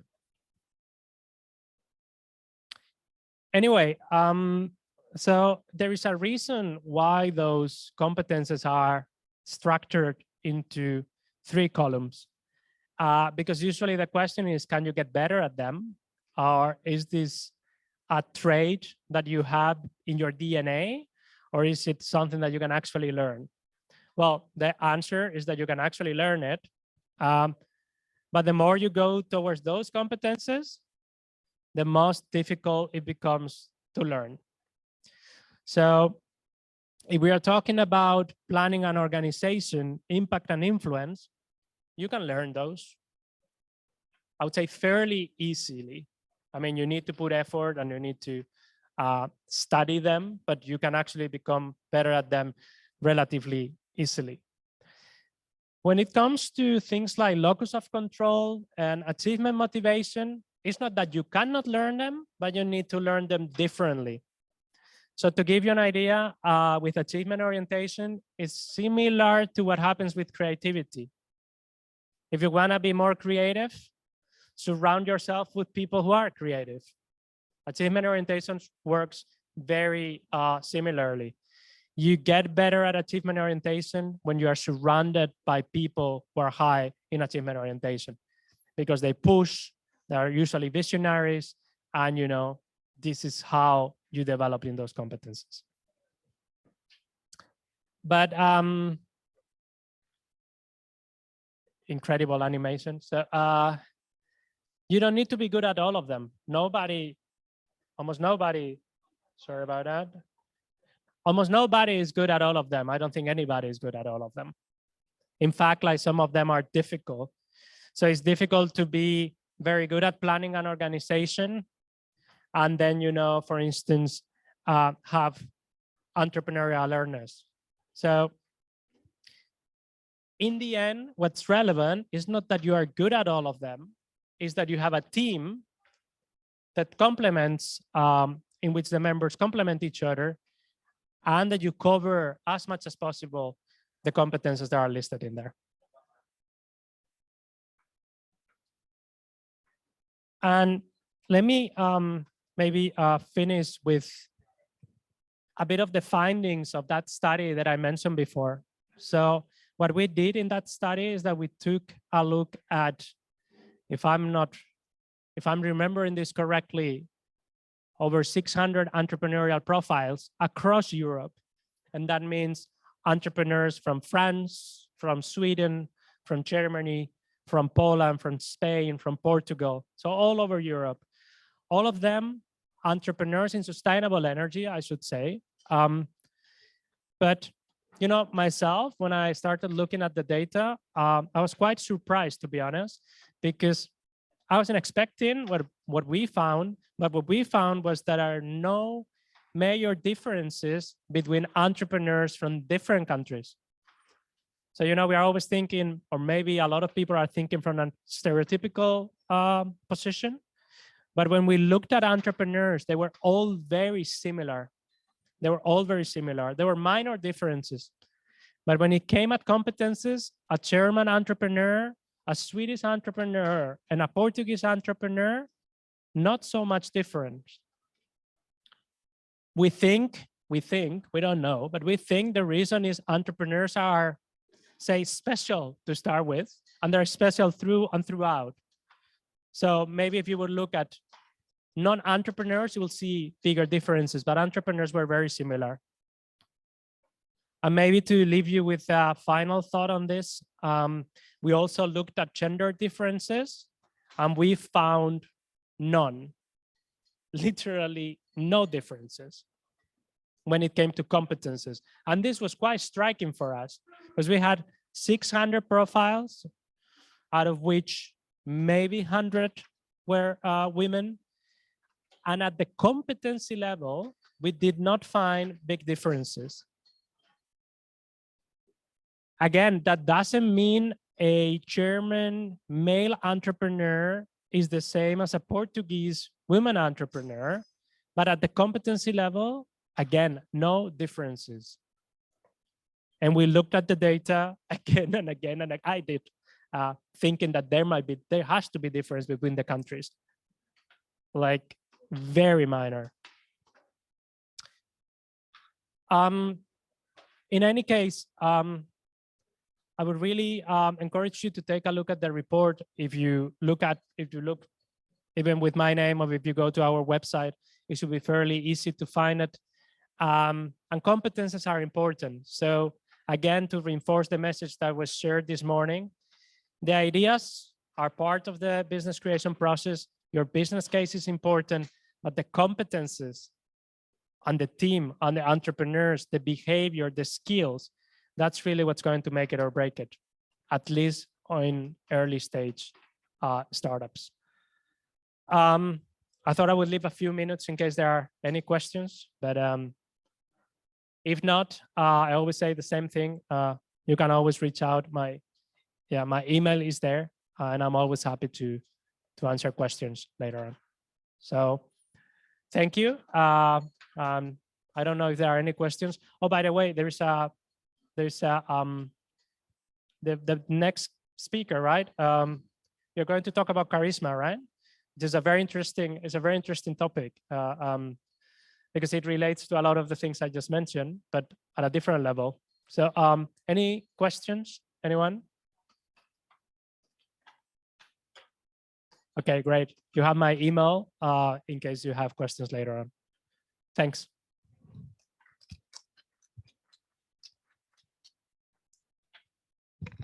Thank you very much. We need many skills, and of course we don't have all of skills, but we need our team. That's very, very good idea. So, and also we get energy from our team. That's a big point. Skills and energy. Do we have, okay. Yes, stage is yours, and they have your material there.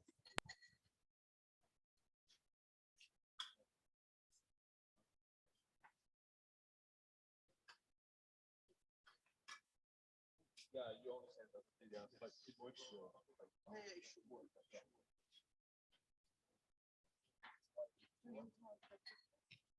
Yeah, it's here.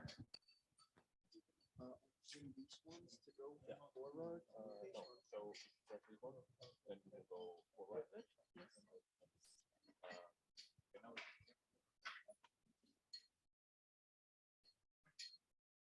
Remove these like boost, these zoom. And is there any chance to do it like full screen? Yeah, or I something? tried to, but I couldn't find anything about.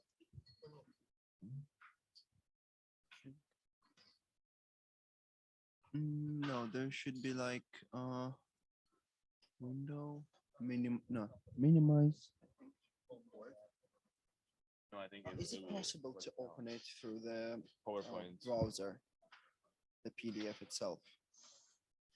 Yes, it is, but I will have to. Yeah, it is actually. Yeah. Because I think that could help. Yeah, so Then we can do. remove the title F11. Yeah. And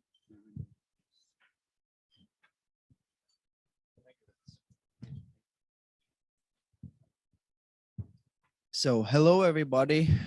It's a pleasure to be here. I would say even it's an honor for me. My name is Ismail Hassanov, and today the main topic is charisma in entrepreneurship. So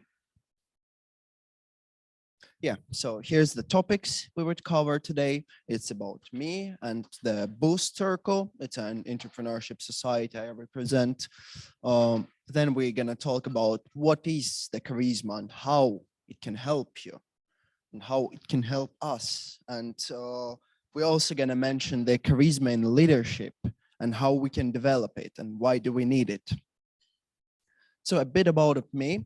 My name is Ismail Hassanov, as I already told. I'm a student I'm currently studying I'm a master's degree student at University of Turku. My major is a cybersecurity and minor is a data science, but nevertheless, I always was interested about the startups and this wonderful world of opportunities. And I have started my startup, my journey into this wonderful world when I was 17, which happened like 5 years ago. And I participated in various startup contests. I won some of them. On some of them, I wasn't successful. Our idea wasn't that successful, but nevertheless, I was always keep going into this field. And right now, I'm a member of innovations agency in Azerbaijan. It's the place where I came from, and we also support the entrepreneurs there. And currently, I am a former board member at Boost Turku. And right now, I'm already an active member in this community. So a bit about Boost. What is the Boost? Boost Turku is a non-profit association based in Turku that has been inspiring the students since 2009. And the main vision of the Boost Turku is to make the Turku the startup capital of Nordics. We have a great purpose. We actually we're a society with more than 300 or 400 members in, and what we can offer you. Boost actually can offer you, I'm sorry, can we do it like a little bit? Well, yeah, thank you. So what Boost can offer you? First of all, Boost Turku can offer you a network. Since we have many people in different areas, IT, like we have salesperson, we have managers, project managers, and all these people can help you and your personal project or idea. Everything you need, just come to our office at the Spark Up and just start talking with us. We have many people on site, our executive director, our community managers, our board members. Moreover, if you want to start your journey in the startup world, Boost can offer you an idea. We have several workshops about where we practice which ideas are sustainable, which of them could be used, which one are demanded right now. And the most important is help. The Boost Turku is eager to help young entrepreneurs because there are so many people who want to start, but they have no clue how could they initiate their project, their idea. So that's where you need, that's the perfect place. The Boost Turku is a perfect place to start because we can offer you a network. If you need someone like the IT guy, project manager, or salesperson, we can provide it. We can provide you help. We can provide the workshops you need. We can provide the competition where you can try yourself. And of course, fun times. We have a lot of events with free alcohol, food, where we network and mingle around and have fun. One of such events are like CoffNet, which is about the coffee and networking with people. So always remember, lack of charisma can be fatal. What is charisma in general? Is it a God blessing, or is it a personality trait we develop when we're kids? Or is it something we can work on and change? Initially it was assumed, it's a charisma, it's a Greek word, and it was assumed that it's a gift from the gods, like you are the chosen one if you have it. You can inspire people, you can lead them. But after that, people started to think that maybe it's not something you're gifted with. Maybe it's something you have when you're a kid, like a personality trait, it's developed as you grow. But actually, in my opinion, and there are many works on it, it's a skill that we can work on, that we can sharpen, that we can develop. In the work of one of US professors who work in Harvard, if I'm not mistaken, she mentioned that she conducted a study where she figured out that the charisma is actually a skill that you can develop. And she actually she has a book with a lot of exercise, how you can improve your charisma, how you can sharpen it. But before we go to it, do you really need a charisma? Are you a politician or business person who we assume who need this charisma to lead people, to inspire people? These two persons are like one of the perfect examples of the charisma. They have it and they lead people. They succeeded. As you can see, Mr. Donald Trump is a politician, former US president, and really successful entrepreneur.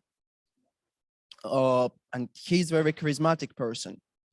And Elon Musk, who can just by tweet, who can make the destiny of the crypto coins, of the companies, their stocks, and he really can influence people. But do you really need also their charisma? The answer is yes, because charisma is a skill. The answer is yes, because charisma is a skill that everyone needs to influence the masses, who can impact their opinions, like teachers, journalists. If you have a bad teacher who is not charismatic at all, to whom you look and you have nothing, no will to follow them, then you're not gonna study. If you have a really nice charismatic teacher and you look and you like, I wanna be like this guy or this person, I wanna develop myself. So that's actually the work of charisma. You're impressed by their charisma. Or journalists or sales managers, of course, they also need it. Like sales manager, if he don't have any charisma, how he gonna sell something to you? That would be hard.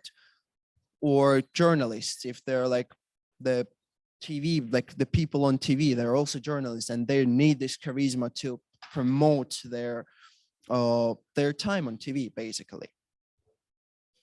And the charisma is your best friend.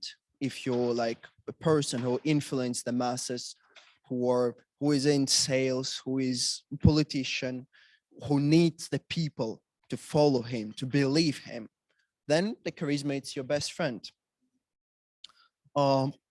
It's a tool you need to use. It's not, although it's not your main tool, because you can't build something based on pure charisma.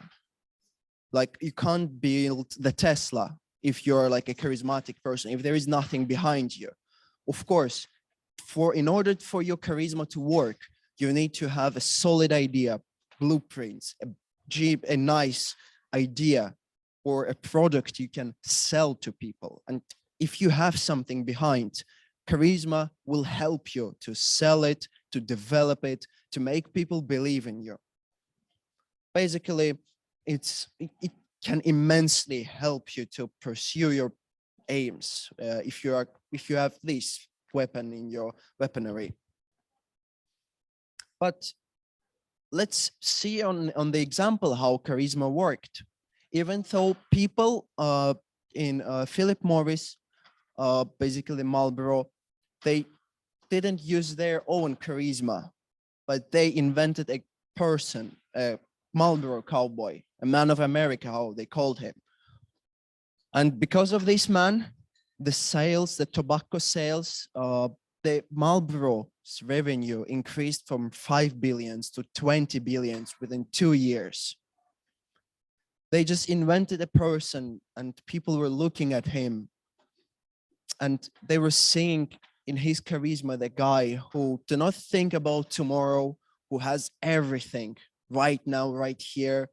He's just man of like, he do not obey to anyone. He's independent. He's cool guy, a cowboy with his gun here, with his horse behind him, and she's just leaving, enjoying his life and smoking the Marlboro cigarettes. And after these commercials, so many people rushed to the stores to buy Marlboro. Actually, my dad told me like 20 years ago, people were ready to pay double, even triple price just to get these Marlboro packs, just to be able to associate themselves with this cowboy, that they have the same charisma, that they're independent, they're cool, they're like smoking Marlboro. That means they're like this guy. actually the Marlboro targeted the people who were like teenage years, like the kids basically, because they were also a main consumers of these tobacco products, even though it's not allowed, but in many countries it worked. The teenagers were buying this cigarette to take, because it was their way to declare that they're independent from their parents. They're like smoking cigarettes like this free guy, like they're on their own. And that's how the charisma of this guy impacted the sales. It made people to remember the guy, the brand, the product. And also another perfect example is Steve Jobs, the former CEO of Apple, who also used his charisma to achieve a lot. And this is a perfect example when it's not, as I mentioned, the charisma is not your main tool. It's a complementary tool. He had a perfect project, the iPhone, which made a revolution in the world. It was actually a revolution, like a padless phone where you can just listen to music, a smartphone basically, listening to music, taking pictures, whatever you want. But the way he was presenting it, the way people were following it, we're actually discussing the charisma and leadership. Like even though his management style, some people didn't like it at all because he was a little bit harsh. Some people say he was despotic, but people were believing him and following him because of his charisma. He was a visionary. The perfect example, I think, is like what he said to John Scully to lure him to Apple. The John Scully was a former CEO of PepsiCo, and this guy was really successful. He just can knock door of any company and they would invite him for a position, giving a lot of money. But Steve Jobs actually told him, like, do you want to sell the sugar water for the rest of your life, or do you want to come with me and change the world? After this, the John Scully just joined to Apple as a CEO at that time. The Steve Jobs and the charisma he had, it made people to believe in him, to believe in his idea and blindly follow him. Even though the people didn't like his management style, his approach and stuff, but the vibe he had, people just were blindly following him because they were believing in his ideas. And that's the true power of charisma. If you're a leader and you're sure in your idea, and if you have this charisma tool, you can make people to follow you. Because basically it's people, as it was previously mentioned during the previous presentation, the one person can have all skills in the world. He can't be like the sales manager, product manager, IT guy, the developer, even though the Steve Jobs were trying to do it. He was presenting his products and developing it. But behind this guy, behind this man, there are like a team of 1,000 people who were working on the project, who were following him, because they were believing in his idea. People were believing that if we follow this guy, we'll become the rich, because it's a Steve Jobs, come on. The charisma, that's one of the greatest example of the charisma and how it can lead people. But as I mentioned, it won't work if there is nothing behind you. The people will follow you, but they will fall faster if you don't have anything behind you and you just lure them to any project or idea. That's not gonna work. But still, they will follow you. But after that, your charisma will actually be destroyed. But how we can develop this charisma if we can easily destroy it? Basically, the charisma, it's just a skill. And there are like many components that contribute to your charisma. First of all, of course, it's oratory skills, your speech, how you speak. Like, do you have any emotions in your speech? Because the emotional connection is one of the most important thing if you want to be a charismatic person. Like, you can't really just start and speaking really monotonously, so people get boring. No, you should put some emotions, your excitement, maybe any other emotions, your sorrow or your happiness. So people are actually interested in listening to you. So they see that it's not a doll there speaking, it's actually living a human being who has emotions, who can speak like, and his speech is actually like, do not force you to sleep like a lecture during your university when you were listening and like, Jesus Christ, I hope this lecture ends. No, that's how you should impress people, make them listen to you. Because personally, I had many bad lectures. When I'm listening to their lectures, I want to just close the Zoom conference and sleep, because the way how they speak, yes, it's a dead end. But it's actually very important as well, as we already mentioned, for teachers to be charismatic, to not force people to leave their conversation, but rather to listen to them. Other skill is the non-verbal skills. If you stay like a queen's guard, or actually now it's a king's guard, and do not move or do not do anything, that's also not good. If you have a speech, you should use your hands, legs, whatever, to just build this emotional connection with people, so they're more interested, so they start to listen, so they see that by doing this, you basically show that I'm also human, since many people do it, and they start to believe that it's the same human being, and start to see a person, a charismatic person in you. And of course, the appearance also matters. Yes, you can persuade people to believe in you without the expensive tuxedo like Steve Jobs did, but that's also a good thing to have a nice physical appearance. It doesn't mean that you should have the expensive clothes or something, but it rather means that you should be your face should be nice, like shaved and stuff. At least wash your hair, wash your head. Your physical appearance should be clean and tidy.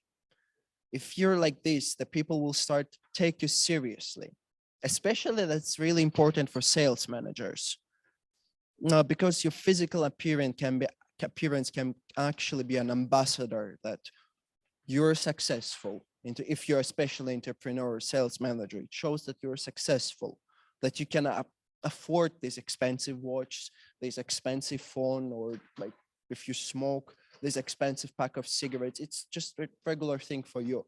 So you're successful. So people will actually start thinking that, damn, by his look, I can tell that this guy makes a lot of money. So I want to follow him. I believe in his ideas. And mimics. Of course, your facial expressions. That's the second tool you can use to express your emotions. Again, it's these or full components. They're working together, not separately. If you have your perfect physical appearance, but you just can't speak, or your mimics doesn't work, or you cannot create the emotional connection with a person, that's not gonna work. The same for other skills. They're linked to each other. And of course, they're linked to the ideas behind you have. If you don't have anything, if you can't promote your project or blueprints, it's not gonna work. So on this interesting point, do we have any questions from people?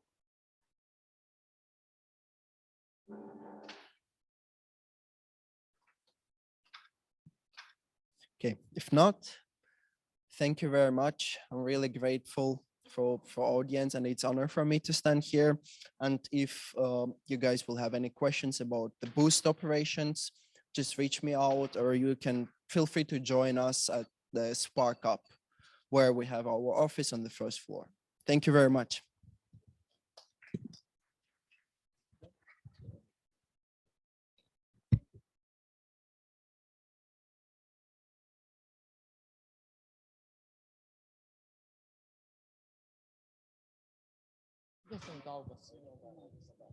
Oh, thank you very much. it's very important to make sure that someone can remember you. If you have your customer or your network, your friends, that's very important. I think it's very much to do with charisma, that someone can remember you after you have met someone. Yes. Hei, nyt pikku tauko sieltä meidän kilpailijat. Käydään katsomassa vähän, mikä tuolla on tilanne, ja sitten hiukan vaille 3 alkaa finaaliesitykset 2 kilpailijan osalta, ja sen jälkeen kuullaan järjestys, kun ne on tullut sitten. 14.55 oli sitten, tässä on nyt sitten 20 minuutin tauko siihen. 20 minutes after that we have our final presentations from our competitors. Nyt tarvittaisiin finalistien esitys.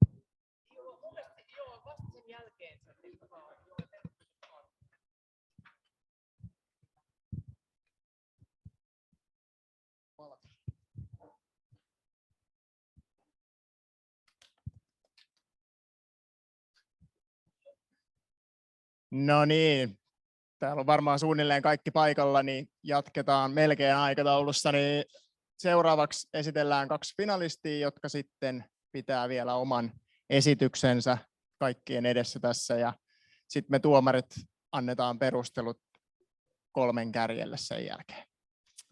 Saadaanko vähän rumpujen pärinää? Hyvä, yes.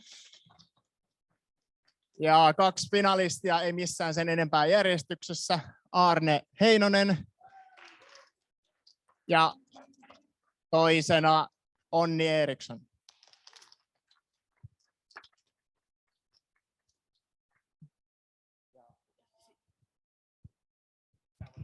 Joo. Sitten oli niin kuin tällainen pyyntö, että tämän esitystekniikan takia nämä 2 henkilöä lähettäisivät nyt välittömästi esityksensä osoitteeseen paivi.killstrom@turkuamk.fi. Eli tuo lukee Päivin nimi vasemmalla, kun jättää siitä niin kuin ökköset ja äkköset pois. Eli Päivi Killstrom ja turkuamk.fi, niin saadaan esitykset tänne, niin te ei tarvitse itse sitten omaa konetta yhdistää tähän esitystekniikkaan.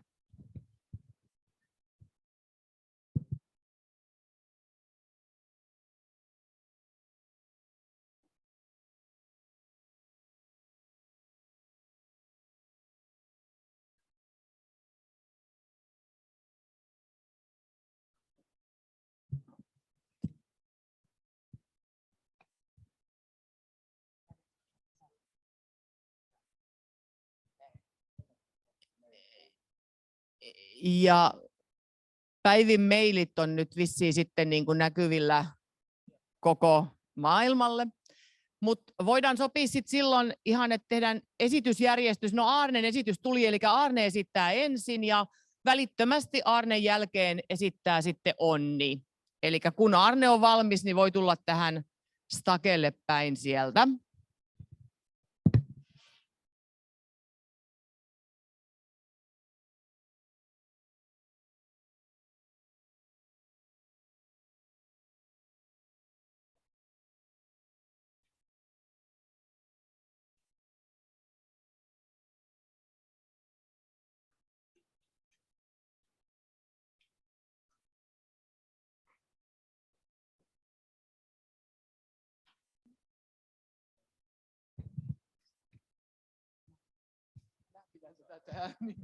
Kiitos. Miten mä saan muistinpanot?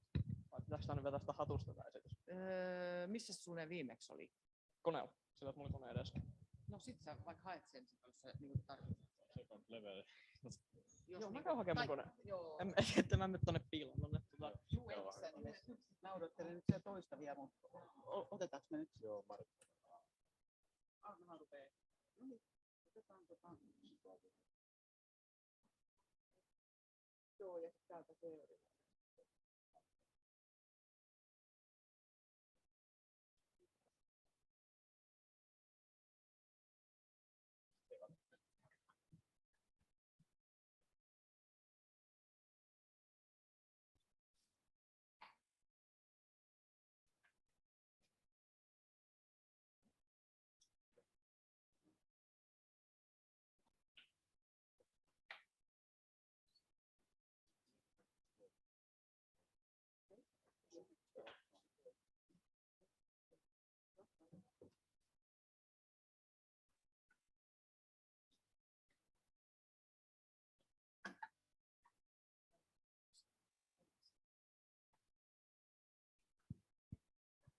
Vähän eteenpäin, jos haluat tästä tähän, mitä sä esität sillä tavalla.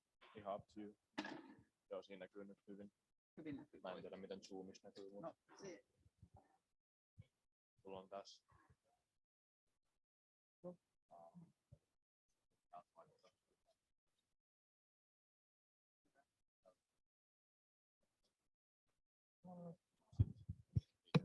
Tässä nyt. Ei tietenkään. Jos sä haluat, niin sä voit tästä. Onko sulla WhatsAppia tässä oikein jotain? Ei. Koska sä voit liittyä sinne Zoom-esitykseen, sit sä näet sen, mitä tuolla näkyy. Aivan. Tai haluatko mun puhelimen vai? Sitten tässä on liikaa mankelei. Ehkä sun pitää vaihtaa. Joo, ehkä mä teen silleen. Joo. Otas sit. Joo, eiköhän tätä nyt vähän.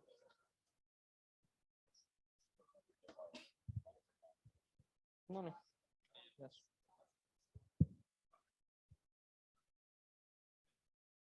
Are we ready? Thank you. Hi, my name is Arne Heinonen, and I'm very excited to present you my company, Aura Sponsorship Management. Later on, I will refer to this just as simply as ASM.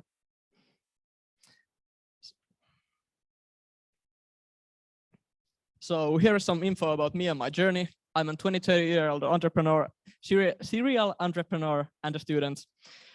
My journey started in high school back when I was 16. We had electricity in our school lockers, and I saw a business opportunity. I bought a mini fridge and sold Coca-Cola cans, etc. After flipping soft drinks for a few months, the fridge had paid itself back, and I was making about 50 euros profit per month. In spring 2019, I found an IG theme page, which is basically reposting other people's content. And I managed to grow the page till 11,000 followers. And I was making, in a few months, about 1,000 euros profit from that page. And I quit posting there when I founded my first company with my two friends. So I founded my first company in November 2019. Our company, Kai Media, spelled CIA Media, produces a popular sports podcast where we interview high-level athletes. For example, Kaapo Kakko, Matias Matseli, Arturi Lehkonen, and many more have been our guests. And how we make money in that, we basically sell advertising slots to other companies. And in autumn 2020, high-level athlete, a professional MMA fighter, Olli Santalahti, was our guest. And we asked Olli if he had any sponsors that would like to promote their services in our podcast. And even though Olli is a high-level athlete, he didn't have any sponsors. So we asked Olli if athletes would need some kind of service that could help athletes to find sponsors. And Olli said definitely. So the spark was ignited. We brainstormed a couple months, and ASM was founded in 2021, March. So why am I an entrepreneur? Being an entrepreneur is a passion and lifestyle for me. And here are the three main reasons why I am an entrepreneur. Freedom is the first one. Freedom to choose the people I want to work with, freedom to choose when I want to work, and freedom to be able to affect my own income. Second one is ability to scale and leverage other people to do things I personally don't like, or it takes time from me away that could produce income or add more value to my business. And the third reason is that it never gets boring. Almost every day is different. And as an entrepreneur, you get so many different things to handle and learn.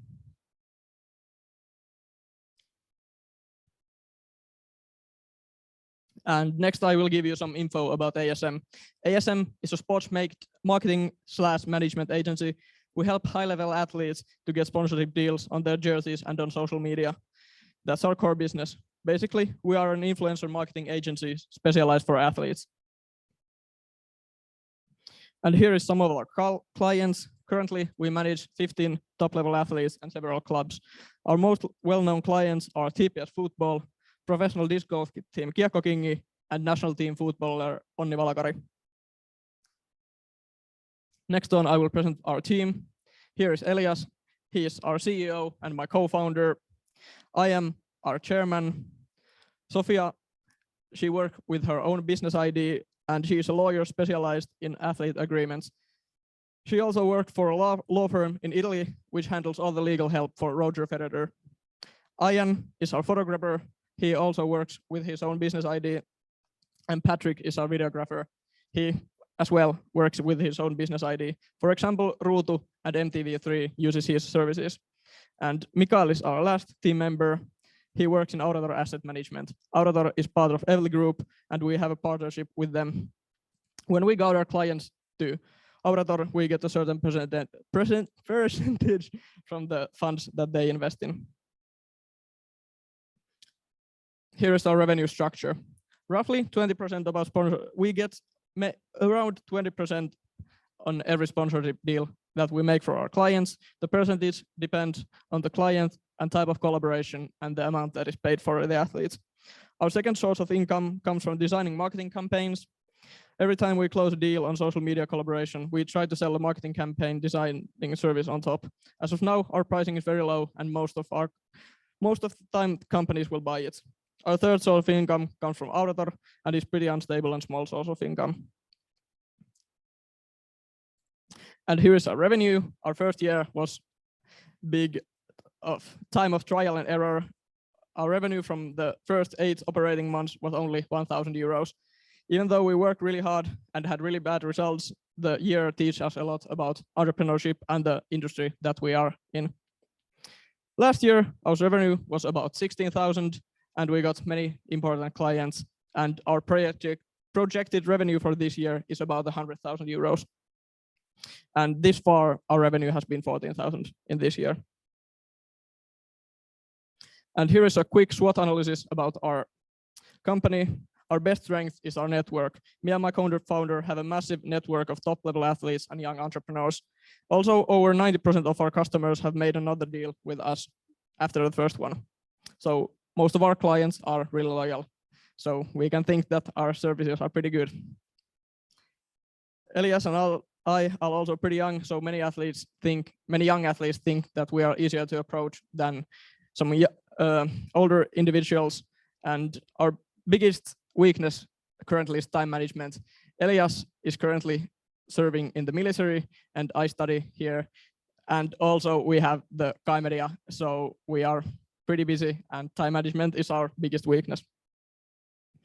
Our opportunities come from our network, so we have an opportunity to massively expand.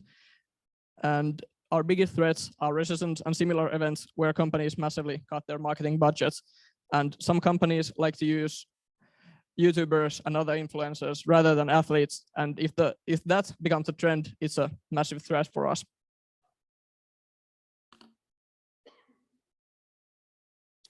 And this is how I see the future of the company. I strongly believe that in the next 5 years, ASM will be the largest and the most trusted marketing/management agency in Finland. And after that, I think that we're in the point to take the next step and expand abroad. After providing top-notch service for Finnish superstars and expanding abroad, we are ready to take international client athletes. And currently, we have negotiation with an NHL superstar to become our client plus headhunter. And if we close that deal, we are one step closer to gain a massively bigger market share.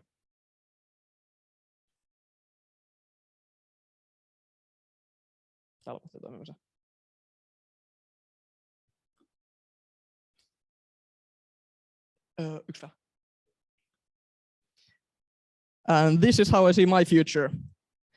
I love reading books and improving myself physically, mentally, and becoming the best version of myself. I'm aiming that after graduation, I could employ myself full-time, and in the near future, I would love to employ other people as well. Money definitely isn't my biggest or only motivator, but I'm aiming to build generational wealth for sure. And the picture is reference from the album of 21 Savage, I Am Bigger Than I Was, and that's what I'm aiming for. I've been an entrepreneur for a little over 3 years now, and over 2.5 years, the year has been an abnormal state. First, we have a deadly pandemic, and now we have a war raging in Europe. After surviving these tough years, I'm really sure that me and my team can overcome everything.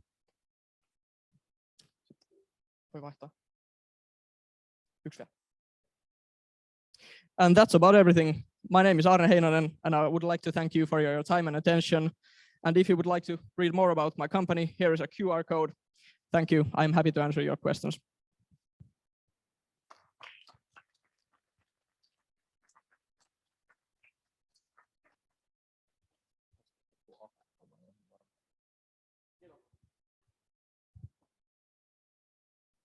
Jos on jotain kysymyksiä, niin saa esittää.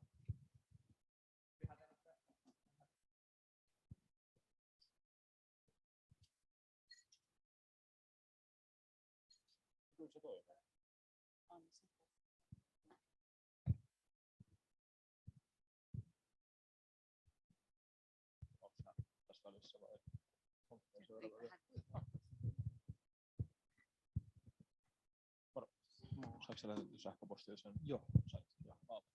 Joo. Toimiiko se toi? Joo. Mulla on myös tämmönen toinen näppäimistö,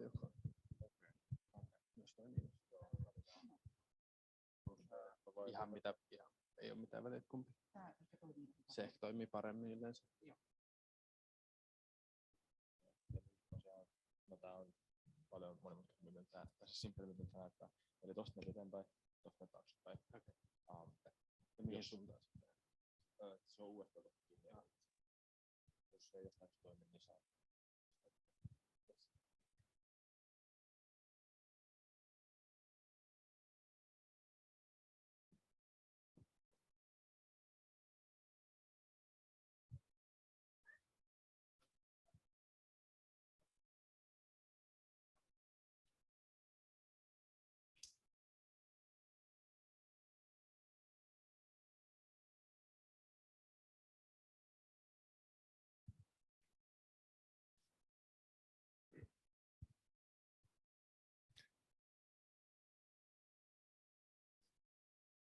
Se äskeinen oli parempi.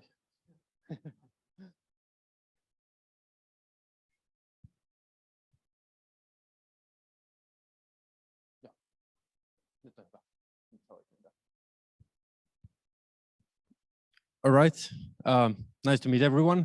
I'm Onni Eriksson. So I'm an information network student from Aalto University.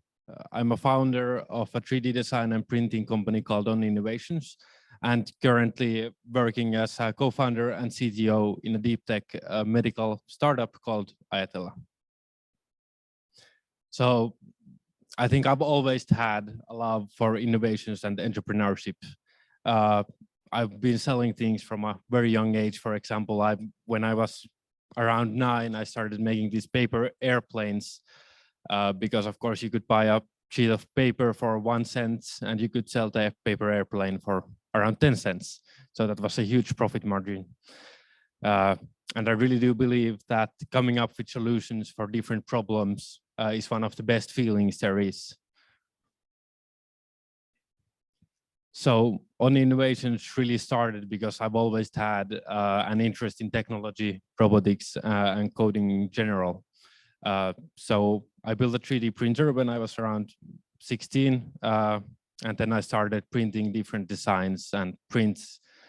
First, I sold them to family and friends, but the demand blew up, especially when COVID hit, and I made my version of Corona keychain that you can open doors with and press different buttons on. And Helsingin Sanomat actually made an article about it that blew up the demand even more, and it was almost too much to handle. After that, I started my studies at Aalto University. I met my current co-founder and started working on the Ajatella idea.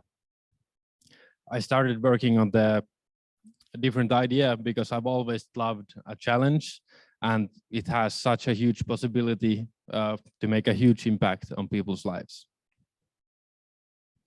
So the idea for Ajatella started as something completely different, utilizing my 3D design and printing skills and putting them into the medical realm. But for the next year, we went through numerous pivots where we tested new ideas, got advice from industry experts and other entrepreneurs until we found the right spot for the company. And because there was so much new stuff coming in constantly, I had to take school and personal courses to fit in with this company, to learn how to make these things happen. And I do believe that anything is possible, but sometimes you need to figure out how to do it first. So, to Ajatella. So a little background on the problem that we're attacking. It's cardiovascular disease.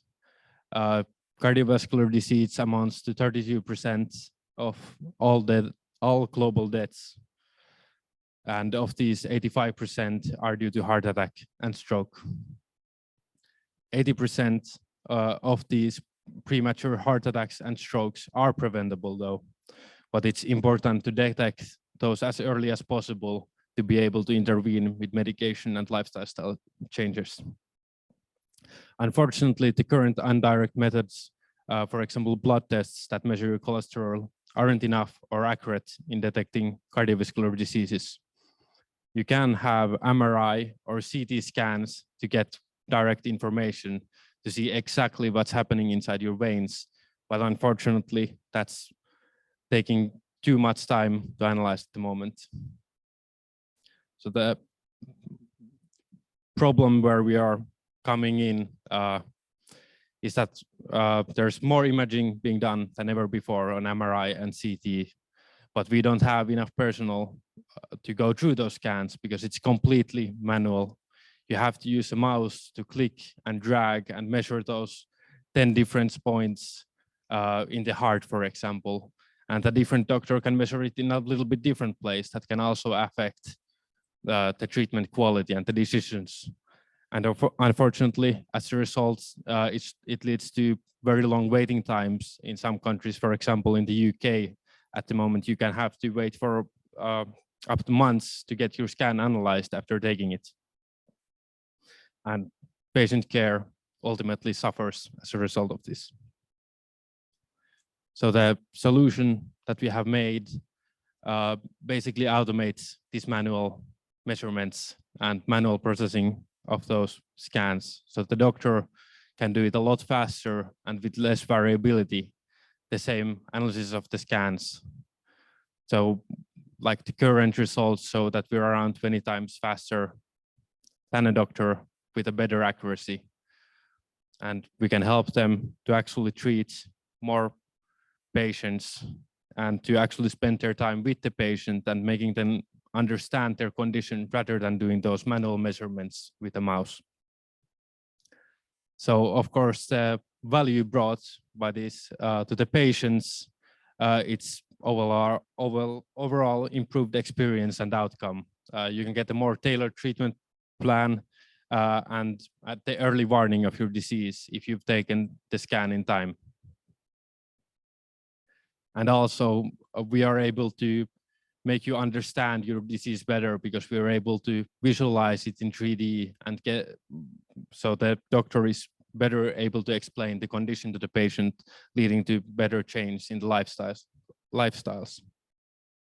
And of course, like I said, to the doctors, they are able to do a more accurate work with more patients. And then to the healthcare providers, they are able to handle more patients. They get better results with the patients. Their waiting times go a lot smaller. At the moment, for example, in the NHS, they have to pay radiologists in Australia to help them with this backlog of these scans because there's so many of them. And of course, even on a larger scale, it helps on the government side by reducing the economic burden of these diseases and the lost productivity on them. So where are we now? We are working on getting 2 patent applications, hopefully sending the first drafts next month. We have a proof of concept product that is ready. Our first clinical trials should be ready in around 2 weeks in the NHS. We have investment and grants. So we have raised private equity from USA and we have the Business Finland Tempo funding. We are not expecting any revenue for 18 to 24 months still, because we first have to get the first regulations done. We also have all the partnerships to make this possible and actually the first customers lined up as well. So what we want to really do at Ajatella, what's our mission is to improve the standard of care, allow for unforeseen uses of predictive medicine, and ultimately to save lives. So on the harder part of this equation is combining studies and entrepreneurship. You find out pretty quickly. I especially did with Ajatella that there's not enough time for everything. You have to learn time management and have specific times for everything that you're going to do, and not completely forget about free time either, because it's important to keep you going for a long time.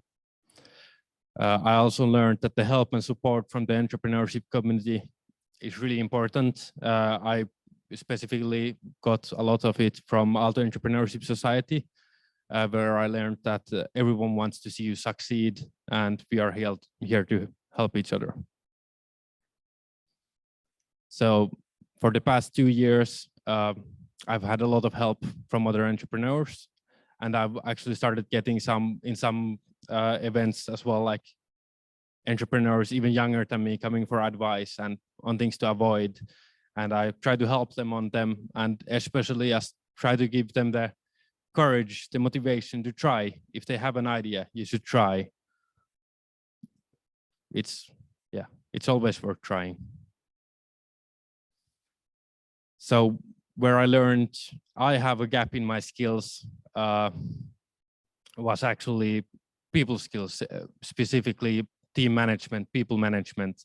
When we hired our first hire, there were some problems and misunderstanding at first, because I thought that everyone thinks the same way as I do, but turns out they don't.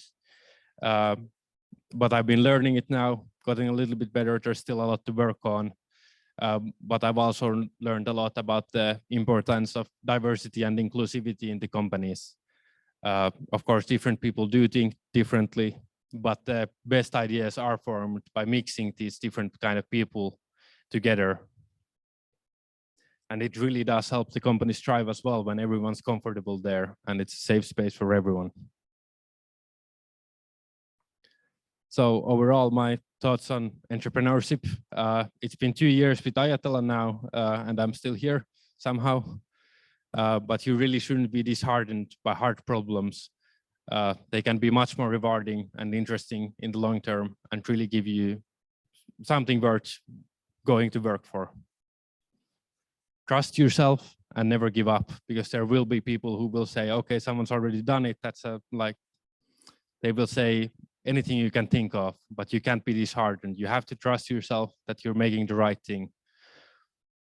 And in the very worst scenario, if I won't succeed, I've had one hell of an experience and learned a lot, so I'm better next time. And if I succeed, I have the chance to save countless lives. But even one is enough. Thank you.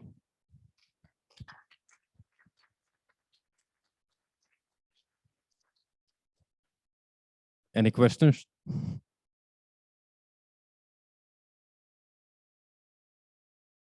Thank you.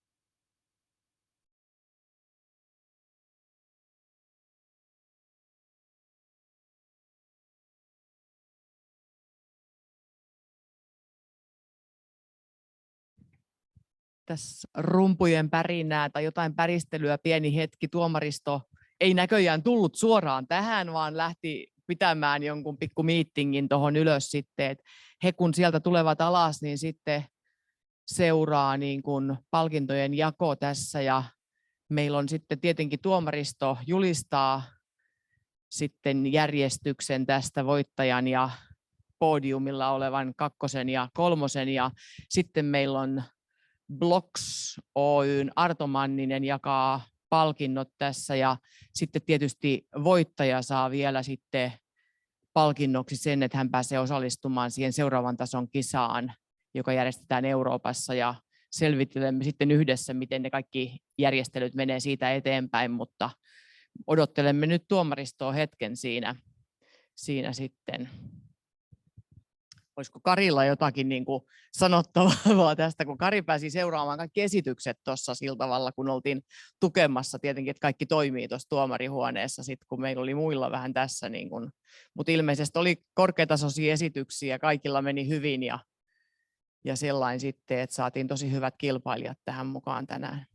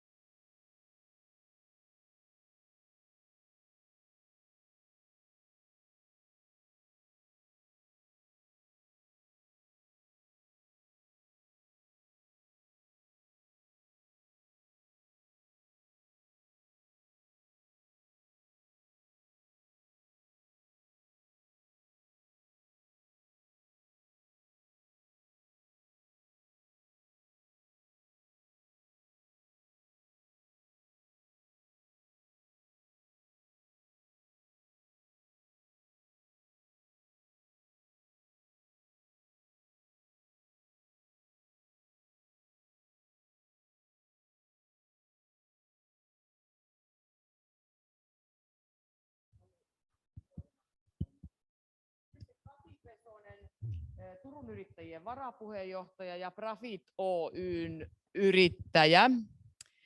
Jon Holmberg, kasvuvalmentaja Turku Business Regionilta. Ja sitten Same Katr on puheenjohtaja Boostista, eli täältä Turun ES-yhteisöstä. Eli tämmöinen 5 hengen tuomaristo meillä on tänään tehnyt päätöksiä ja kuunnellut esitykset. Sitten vielä, niin kuin jollei kaikki ollut paikalla tuossa, niin tämän vuoden kilpailijoita oli tosiaan 5 kappaletta, eli meillä oli Eemi Mäenpää Tampereen ammattikorkeakoulusta, sitten meillä oli Elisabeth Matson Turun ammattikorkeakoulusta, Arne Heinonen Turun ammattikorkeakoulusta, Mimmi Salonen Turun ammattikorkeakoulusta ja Onni Eriksson Aalto-yliopistosta. Eli nämä 5 kilpailijaa tänä vuonna tässä kisassa.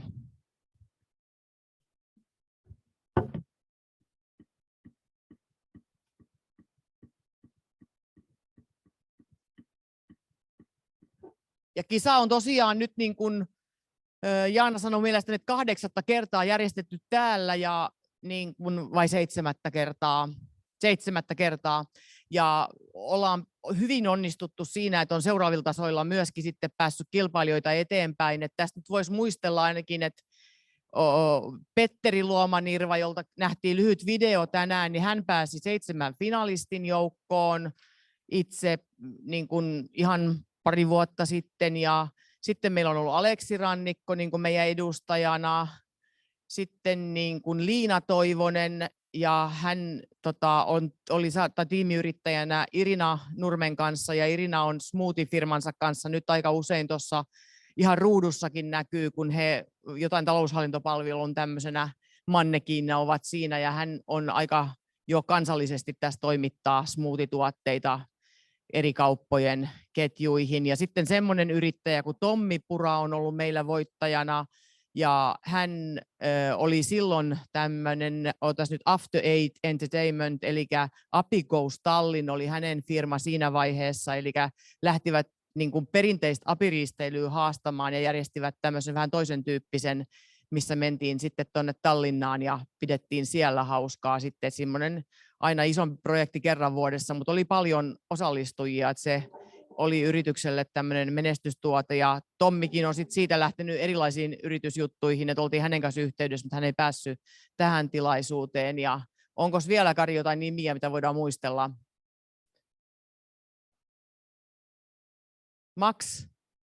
Max Karner oli viime vuoden voittaja, ja hän tuli,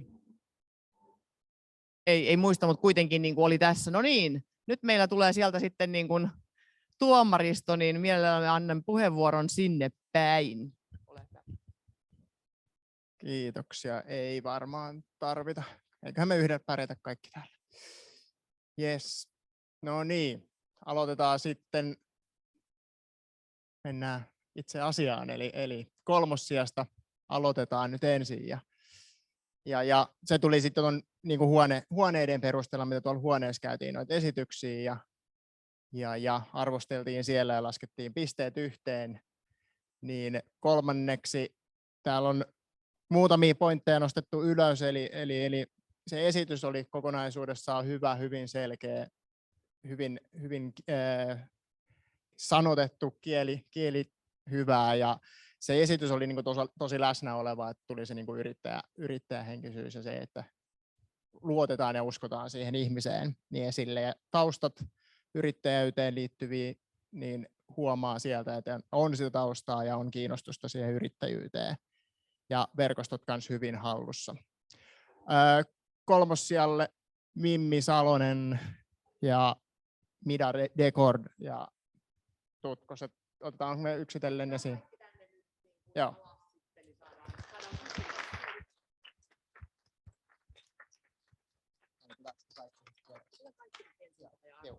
Yes.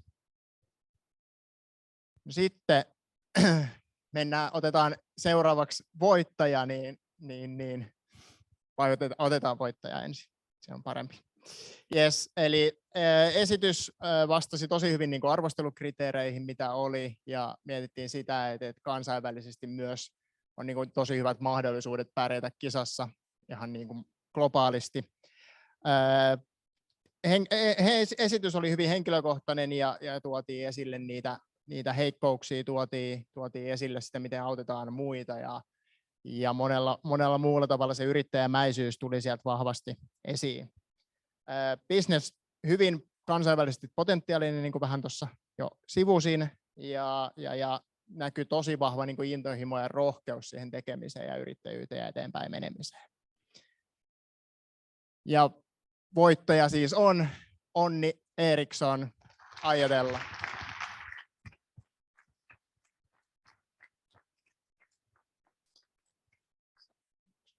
Sitten otetaan vielä kakkonen lauteille, eli tästä nostettiin vähän ylös tämmöisiä, kun että drive yrittäjyyteen on ollut jo pitkään ja se näkyy siellä kyllä, ja vahvasti niin kuin haluaa tehdä sitä yrittäjyyttä, ja vähän tuolla yritettiin kysellä, että entäs mitä se olisi jotain muuta sitten, niin ei kuulemma voi olla mitään muuta vaihtoehtoa, niin se yrittäjähenkisyys vahvasti näkyy siellä. Esitys oli hyvin mietitty myös, niin kuin arvostelukriteereihin tuli hyvin vastauksia niihin, mitä siellä oli, pitikin saada, ja kansainvälisiä mahdollisuuksia myös löytyy yritykseltä ihan kohtuu hyvin. Eli toiseksi Arne Heinonen.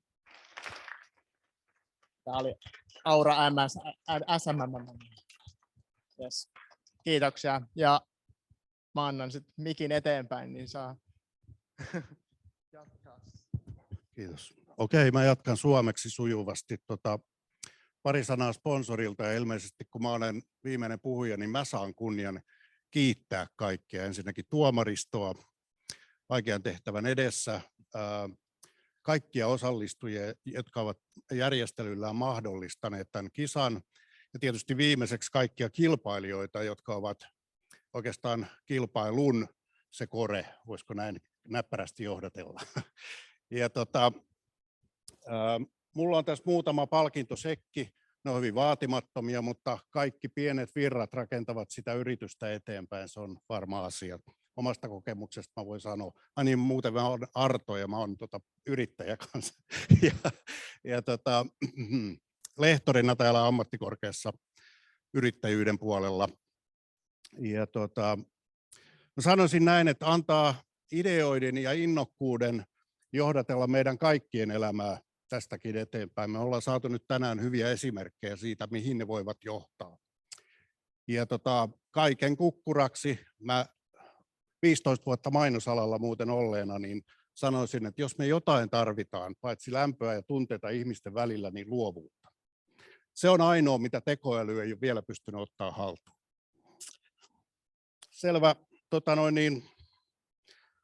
Aloitetaan nyt kumminkin sitten pienimmästä päästä, eli 200 €.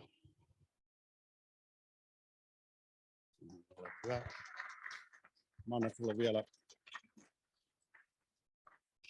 Mä tarvitsen tehdä tilinumero.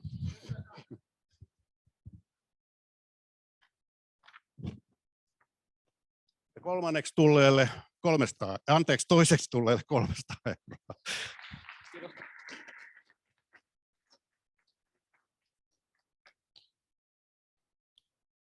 Ja sitten viimeiseksi 500.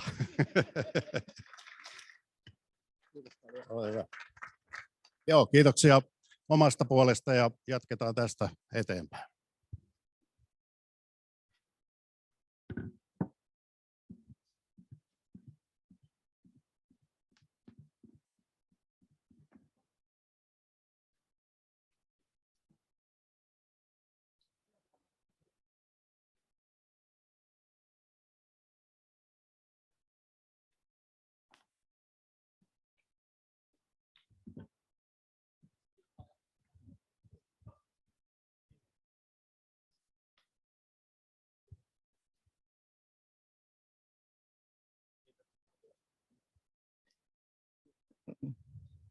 Ja onnittelut ihan kaikkien meidän puolesta vielä toiseen kertaan tässä, kun on ollut aika moni järkkäämässä. Niin tosi kiva, kun kaikki kilpailijat pääsi mukaan ja todella paljon onnea mitalikolmikolle ja kaikille hyvistä esityksistä. Ja me varmaan otetaan sitten, Karin kanssa katsotaan tuosta, miten se menee sitten se Eurooppa-tason juttu ja otetaan yhteyttä sitten sulle päin. Yhteystiedot löytyy tuosta, kun sun hakemuksesta jäi ne kuitenkin.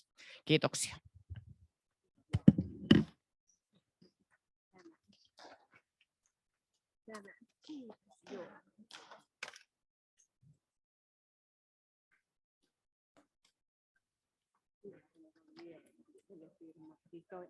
Tuollaisen terveydenalan on tosi vaikeaa, niin on niin paljon sitä säätelyä, niin sitten saada mitään. Sitten olla tosi fiksu.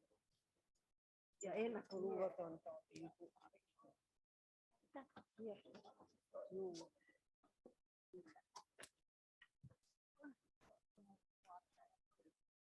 Voihan varmaan jotain tutkittua yritin terveydenhuoltoon, kunhan liittyy esimerkiksi videossa. Bakteerioita. Onko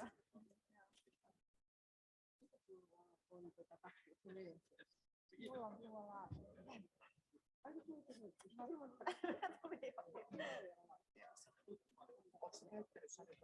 uutta parkkitaloa, mikä on helmikuun alussa ilmainen? Mä yritin tänään auton, niin ajoin kuitenkin kerran. Ajatko vaan sinne? Minä ajoin vaan sinne. Siinä on isot laput, missä lukee helmikuussa. Oppii käyttämään sitä. En mä tiedä, jatkossa varmaan meidän oma piha on halvempi kyllä. Mä en usko, että siellä koko päivää 4 € on, mutta kyllä sitä junaan kannalta mennessä, jos tulet jostain, niin mistä se kärryy. Ihan hyvä. Tänä aamuna ajoin sinne.